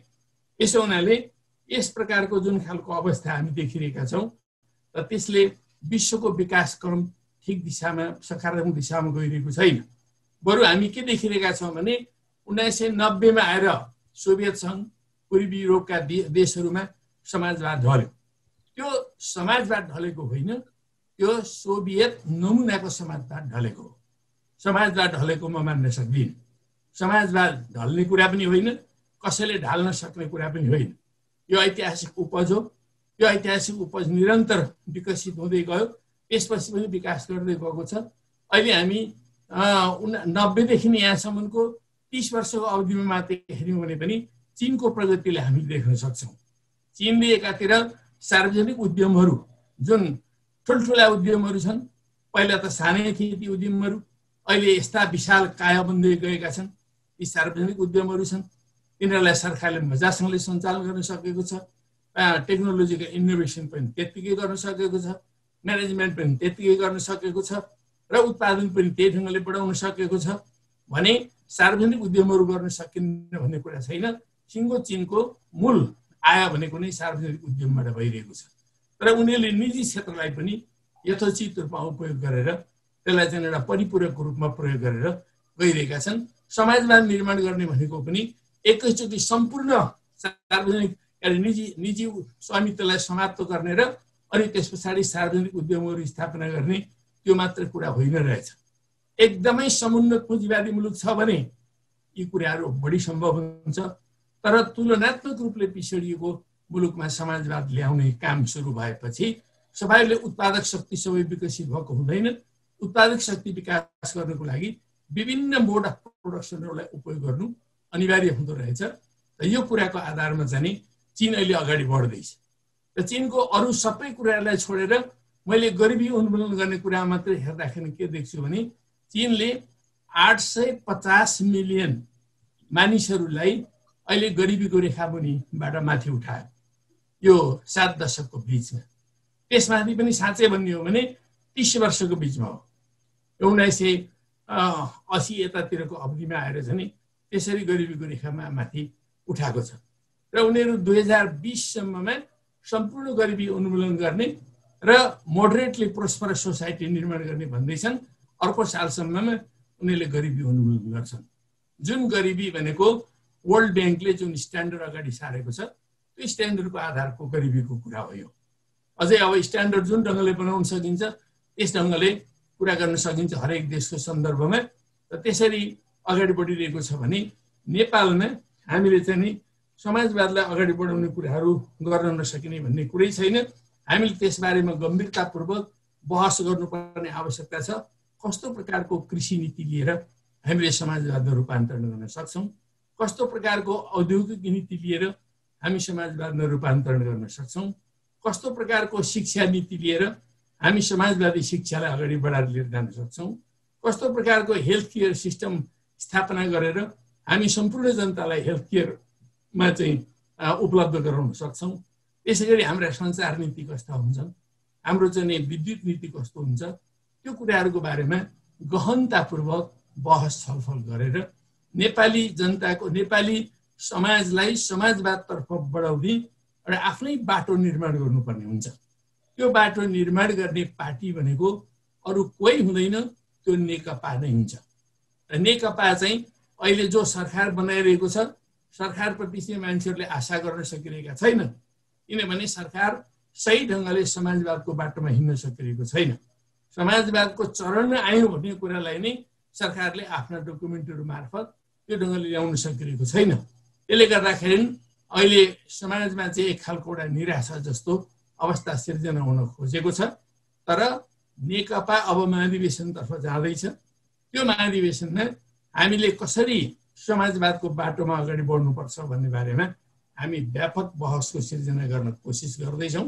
बहस हुन्छ, छलफल हुन्छ, व्यापक विश्लेषण हुन्छ, संश्लेषण हुन्छ र नेपाली समाजलाई समाजवादको बाटोमा ल्याउने चाहिँ नि अगाडि बढाउने चाहिँ नि यो सोचको विकास हुन्छ, दृष्टिकोणको विकास हुन्छ, कार्यदिशा र नीतिको विकास हुन्छ र त्यो आधारमा हामी समाजवादतर्फ जान्छौँ। अब नेपाली कांग्रेसको समाजवाद यो चाहिँ अब महिलाहरूले लगाउने बुलाकी जस्तै भएको छ। त्यो हल्लिन्छ तर त्यो गहना बाहेक अरू केही पनि होइन। अरू साथीभाइहरूको अरूका समाजवाद पनि हेर्न बाँकी नै छ। त्यसो हुनाले समाजवादकै बाटोमा वास्तविक रूपले जान सक्ने पार्टी भनेको नेकपा हो र यस्तो पार्टीले सबै कुरालाई ध्यानमा राखेर जानुपर्छ।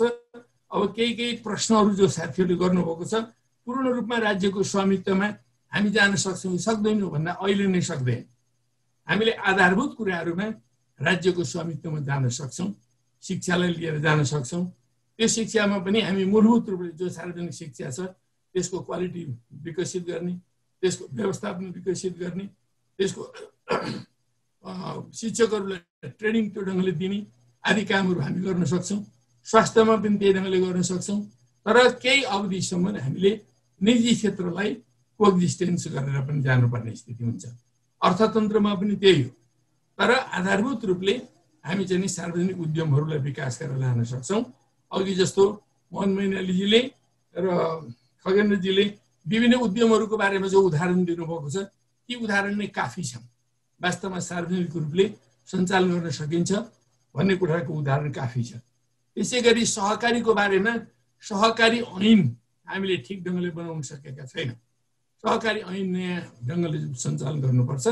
3 खम्बे अर्थतन्त्र भनेर जो हामीले भनेका छौँ, त्यो 3 खम्बे अर्थतन्त्रको निम्ति वास्तवमा सहकारीको भूमिका कस्तो हुने, अहिले उहाँले अघि मोहनजीले भने जस्तै कतिपय सहकारीले त यति धेरै चर्को ब्याज लिने गरेका छन्, वास्तवमा त्यो शोषण हो।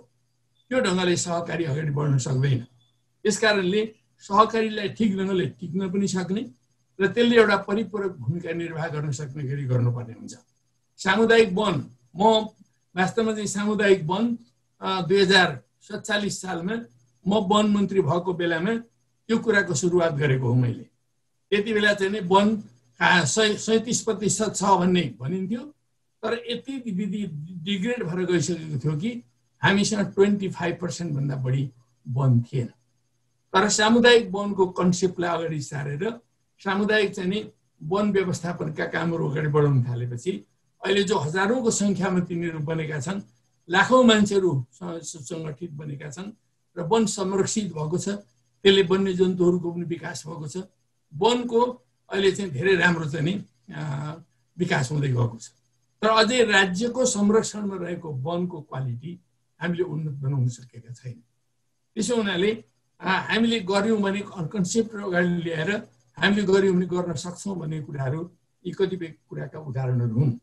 जहाँसम्म डाक्टर गोविन्द केसीले भनेका कुराहरू छन्, हामीले स्वास्थ्य क्षेत्रमा राज्यले लगानी गरेर सबै क्षेत्रका मान्छेहरूलाई मेडिकल अध्ययन गर्न पाउने पनि र स्वास्थ्य सेवा हुने पनि बन्दोबस्त गर्नुपर्छ। उहाँका कतिपय भावना राम्रा छन्, तर ती कुराहरूलाई सरकारले व्यावहारिक योजनाका साथमा अगाडि बढाउनु पर्ने हुन्छ। ठोस योजनाका साथमा कहाँ फिजिबिलिटी छ, कहाँ छैन, कहाँ मेडिकल कलेज चल्न सक्छ, कहाँ चल्न सक्दैन, ती कुरालाई ध्यानमा राखेर एउटा चाहिँ ठोस योजनाका साथमा अगाडि बढ्नुपर्छ। तर उहाँले हडताललाई मात्रै, एउटा चाहिँ सत्याग्रहलाई मात्रै जुन हतियार बनाउनु भएको छ, वास्तवमा त्यो हतियारले मात्रै सफल हुन सकिन्छ भन्ने मलाई लाग्दैन। र त्यस्तै गरेर अब युवाहरू, हाम्रो समाजमा सबभन्दा ठुलो सङ्ख्यामा युवाहरू छन्। यी युवाहरूलाई शिक्षित गर्ने, उनीहरूलाई अनुशासित बनाउने, उनीहरूलाई ठिक लक्ष्यतर्फ अगाडि बढाउने कुराहरूमा राम्रो ढङ्गले हामीले चाहिँ लगानी गर्नुपर्ने आवश्यकता छ। सरकारको लगानी पुगेको छैन। त्यति मात्र होइन, हामीले रिसर्चमा लगानी नै छैन। हामी एग्रिकल्चर डेभलप गर्ने कुरा गर्छौँ। म सानो उदाहरण दिन चाहन्छु। इलामको हामीसँग अलैँची व्यापक उत्पादन हुन्छ, तर त्यो अलैँचीमा जुन प्रकारको रोग लागेको छ त्यसको बारेमा राम्रो रिसर्च छैन। रिसर्च नभएपछि अलैँची चाहिँ विभिन्न ढङ्गले चाहिँ सुकेर जाने आदि गर्ने खालको कुराहरू भइरहेको छ।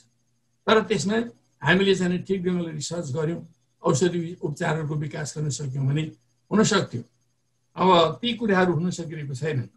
हरेक क्षेत्रमा जुन ढङ्गले राजनीतिकरण भइरहेको छ भन्ने खालको कुरा एउटा प्रश्न आएको छ। यो एकदमै गलत हो। हामी जति बेला राजतन्त्रका विरुद्ध क्रान्तिकै कुराहरू गरिरहेका थियौँ, त्यति बेला हामीले सबैलाई राजनीतिकरण गरेकै हो, सबै पार्टीहरूले। यहाँसम्म कि सर्वोच्च अदालतका कर्मचारीलाई समेत राजनीतिकरण गरियो, गृह मन्त्रालयका कर्मचारीलाई समेत राजनीतिकरण गरियो। उनीहरू समेत हडतालमा आए, पत्रकारहरू समेत हडतालमा आए। त्यो ढङ्गले राजनीतिकरण भयो। तर क्रान्ति सम्पन्न भइसक्यो, परिवर्तन भइसक्यो, नयाँ संविधान आइसक्यो। अब सबैलाई प्रोफेसनल ढङ्गले चाहिँ सञ्चालन गर्ने कुराहरूमा ध्यान दिनुपर्छ र नयाँ सिस्टम बसाल्नुपर्छ। संविधानको जो मर्म र भावना छ त्यो अनुरूप चाहिँ नि कसरी भिसी नियुक्त गर्ने, माटफाँटबाट होइन, भिसी नियुक्त गर्नुको लागि निश्चित मापदण्ड अगाडि सार्नु पर्यो, निश्चित विधि अगाडि सार्नु पर्यो, त्यो मापदण्ड र विधिको आधारमा भिसी नियुक्त गर्नु पर्यो। त्यसो गरेर मात्रै हामीले शिक्षाको क्वालिटीलाई पनि विकास गर्न सक्छौँ। अरू विभिन्न क्षेत्रहरूमा पनि त्यो कुरा गर्न सक्छौँ। अहिले संवैधानिक नियुक्तिमै पनि माटफाँटका कुराहरू आइरहेका छन्। वास्तवमा संवैधानिक निकायहरूलाई कसरी क्वालिटी प्रदान गर्ने भन्ने कुराहरूको निम्ति ती क्षेत्रमा गरिने नियुक्तिहरूमा पनि मापदण्ड अगाडि सारेर क्वालिटीका साथमा चाहिँ गर्न सकियो भने मात्रै त्यसलाई अगाडि बढाएर लान सकिन्छ। त्यसो हुनाले हामीले अहिलेको अवस्थामा क्रमिक रूपले यो नव उदारवादले हाम्रो देशमा त खास गरिकन धेरै उद्यमहरूलाई ध्वस्त नै पारिदियो र ध्वस्त पारेको एउटा सानो म कथा सुनाउन चाहन्छु तपाईँहरूलाई। म 48 सालमा नेपाली कङ्ग्रेसको सरकार बन्यो। त्यहाँको चुनाव भएपछि वर्ल्ड ब्याङ्कका भाइस प्रेसिडेन्ट आए, मलाई बोलाए। रामशरण महतजी उहाँ योजना आयोगको उपाध्यक्ष हुनुहुन्थ्यो, महेश आचार्यजी अर्थ राज्य मन्त्री हुनुहुन्थ्यो। हामी तीनजनालाई बोलाएका थियौँ। अनि त्यही निजीकरणको बारेमा कुराकानी भयो। तपाईँहरू के गर्नुहुन्छ भनेर वर्ल्ड ब्याङ्कका उपाध्यक्षले सोधे। रामशरण महतजीले भन्यो हामी त टोटल निजीकरणको पक्षमा छौँ। उहाँले जवाब दिनुभयो। महेश आचार्यले त्यही कुरालाई सपोर्ट गर्नुभयो, मैले त्यसको विरोध गरेँ। हामी त्यसको पक्षमा छैनौँ। कुनै उद्यम त्यो व्यक्तिगत रूपले पनि सञ्चालन गर्न सकिन्छ, राज्यले लगानी गर्नु पर्दैन, राम्रो ढङ्गले सञ्चालित हुन सक्छ भने त्यो ठिकै छ। तर चाहिँ सबै अल आउट निजीकरण गर्ने कुराहरूको हामी विरुद्धमा छौँ। गर्ने नै हुँदा पनि सेलेक्टिभ रूपले गर्नुपर्ने हुन्छ। जस्तो हाम्रो चाहिँ 15-20वटा जिल्लाहरूमा चाहिँ खाद्यान्नको सङ्कट हुन्छ। यति खाद्यान्न सङ्कट भएको ठाउँमा कुनै निजी क्षेत्रको कम्पनीले विश्वबाट आएर अथवा देशभित्रको कुनै कम्पनीले गएर खाद्यान्न वितरण गर्न सक्छ? गर्न सक्दैन। राज्यले पनि त्यो काम गर्नुपर्छ। खाद्य संस्थान जो छ त्यसले ती कामहरू गर्नुपर्ने हुन्छ। हामीसँग यस्ता संस्थानहरू भएन भने हामी त बाँच्नै सक्दैनौँ। यो कुरा भनेपछि वर्ल्ड ब्याङ्कको प्रेसिडेन्टले भाइस प्रेसिडेन्टले पनि भन्यो कि वास्तवमा हो सेलेक्टिभ हुनु पर्यो, सबै अल आउट निजीकरण गर्ने कुरा तपाईँहरूको कुरा ठिक भएन भनेर उसले समेत खण्डन गरेको थियो। जबकि वर्ल्ड ब्याङ्क संसारमा चाहिँ ठुलो मात्रामा चाहिँ निजीकरणको एउटा अभियान सञ्चालन गर्ने संस्थाको रूपमा त्यति बेला थियो। उसले समेत त्यसो भन्थ्यो। हाम्रो देशमा नवउदारवादको नाउँमा जुन ढङ्गले निजीकरणको एउटा अभियान चलाइयो त्यसले हाम्रो देशको अर्थतन्त्रलाई तहस नहस पारेको छ। इलामको चिया कारखाना नै भन्नुहोस् न, चिया उद्यम, त्यो उद्यमलाई यस्तो कौडीको भरमा चाहिँ बेचबिखन गरियो त्यसले गर्दा अहिले त्यो त इलामको एउटा गहना हो। सारा इलामका जनता रोएका छन्। अहिले पनि भन्छन् बरु चाहिँ नि त्यसो नगरौँ, हामी उद्यमीलाई पनि दिउँ, हामी सर्वसाधारण जनतालाई पनि गरौँ। र 3 तहको सरकार छ, 3 तहको सरकारले पनि लगानी गरोस्। यी 3 पक्षीय भएर हामी यो उद्यम चलाउन भन्ने खालको कुरा भइरहेको छ। मैले त्यो उद्यम जसले चाहिँ किनेका हुन् उनसँग कुराकानी गर्दाखेरि पनि ठिक छ, अब तपाईँहरूको त्यो खालको सोच छ भने म पनि सहमत छु भन्न उनीहरू पनि बाध्य भएका छन्। त्यसो हुनाले नयाँ ढङ्गले राज्यले कसरी देशलाई व्यवस्थापन गर्ने, अर्थतन्त्रलाई व्यवस्थापन गर्ने भन्ने कुराहरू सोच्यो भने नयाँ ढङ्गले जान सकिन्छ। तर चाहिँ अहिलेको अवस्था भनेको हामी समाजवादी रूपान्तरणको नयाँ युगमा छौँ। यो नयाँ युग अनुरूपका हाम्रा चाहिँ पोलिसीहरू, हाम्रा कार्यक्रमहरू, हाम्रा सोचहरू, हाम्रा भिजनहरू, हाम्रा प्लानहरू बनाउनु पर्ने आवश्यकता छ र त्यो हिसाबले हामीले अगाडि बढ्नुपर्छ। र नेकपाले गर्न सक्दैन भन्ने मोहनजीको जुन अहिलेको विश्वास छ, यो विश्वासलाई पनि रूपान्तरण गर्नुपर्छ भन्ने मलाई लाग्छ। मलाई म आग्रह गर्न चाहन्छु त्यो रूपान्तरण गर्ने ढङ्गले नेकपा अगाडि बढ्छ, हामी त्यसलाई बढाउन चाहन्छौँ। र अब नेपाली समाजवादको बाटोतर्फ जाने सिलसिलामा कसरी जाने यो बारेमा चाहिँ बहसलाई केन्द्रित गर्नुपर्छ। हामी ऐतिहासिक विकासको एउटा नयाँ चरणमा आइपुगेका छौँ।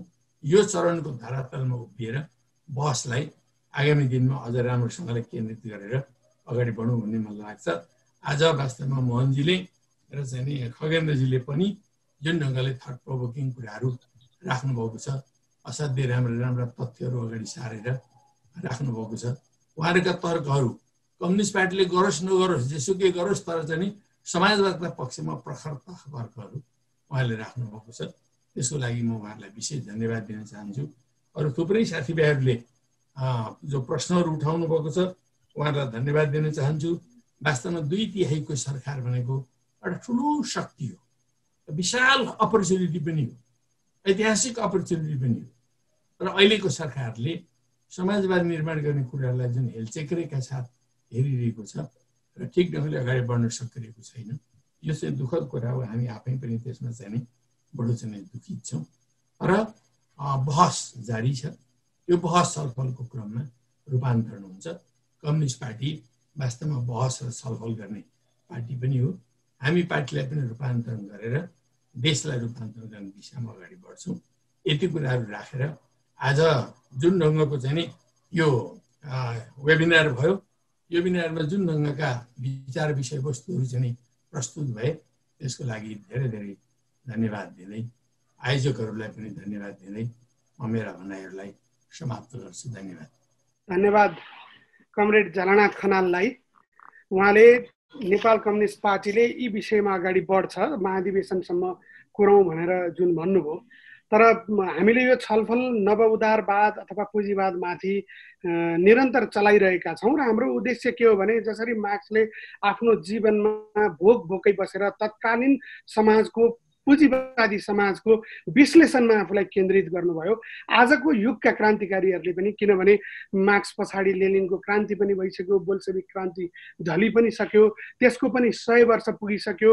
मान्छेहरूले भन्छन् कि बोल्सेविक क्रान्तिका गल्तीहरू यति बेला यदि थिएनन् भने सिङ्गो युरोप चाहिँ यतिखेर वाममय बनिसक्यो भन्ने केही लेखक र वामपन्थी कित्ताकै मान्छेहरूको पनि कुरा छ। त्यसैले आज हामीले आजको क्रान्तिको कुरा गर्दा, आजको समाजवादतर्फ को यात्राको कुराकानी गर्दा यो 21औं शताब्दीमा टेकेर गर्नुपर्छ। त्यो भनेको 1970, त्यसमा पनि खास गरी 1990 पछाडि प्रभावशाली बनेर आएको नवउदारवाद, यसका विभिन्न आयाममा हामी जति मसिनो गरी जति विशद ढङ्गले अध्ययन छलफल अगाडि बढाउँछौँ र हाम्रा योजनाहरू, हाम्रा अर्थात् नवउदारवादबाट हामी जो शोषणमा परेका छौँ, मान्छेहरूको जुन शोषण भएको छ त्यसलाई मुक्त गर्ने, मुक्तिका लागि लाग्ने, हामी आफै लाग्ने जुन हाम्रो कुरा छ, समाजवादतर्फ जाने कुरा छ, जुन पुँजीवादले हिजो समानता, स्वतन्त्रता र भातृत्वको जुन नारा लियो र त्यो नारा अनुसार न समानता दियो, न स्वतन्त्रता दियो, न त भातृत्व नै छ,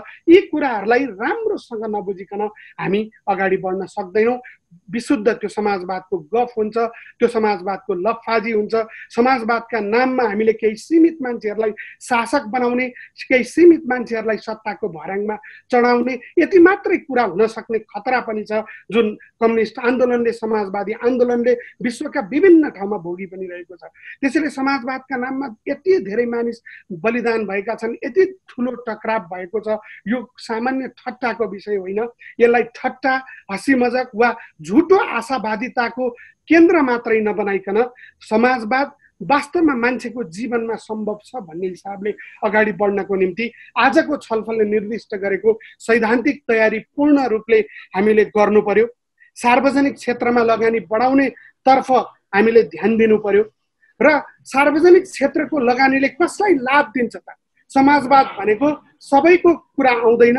एउटा तल्लो तहमा, तल्लो वर्गमा रहेका मानिसहरू जो शोषित छन्, जो पीडित छन्, जो मजदुरहरू हुन्, जो श्रमजीवी जनता छन्, उनको पक्षमा वर्गीय पक्षधरता ध्यानमा राखेर अगाडि बढ्ने जुन चाहिँ समाजवादीहरूले कबुल गरेको हुन्छ, त्यो वर्गीय पक्षधरतालाई पनि दायाँ बायाँ नगरिकन त्यसमा ध्यान दिनु पर्यो र त्यो चलाउने एजेन्सी जो आज मान्छेहरूले शङ्का गरेका छन्, संशय गरेका छन्।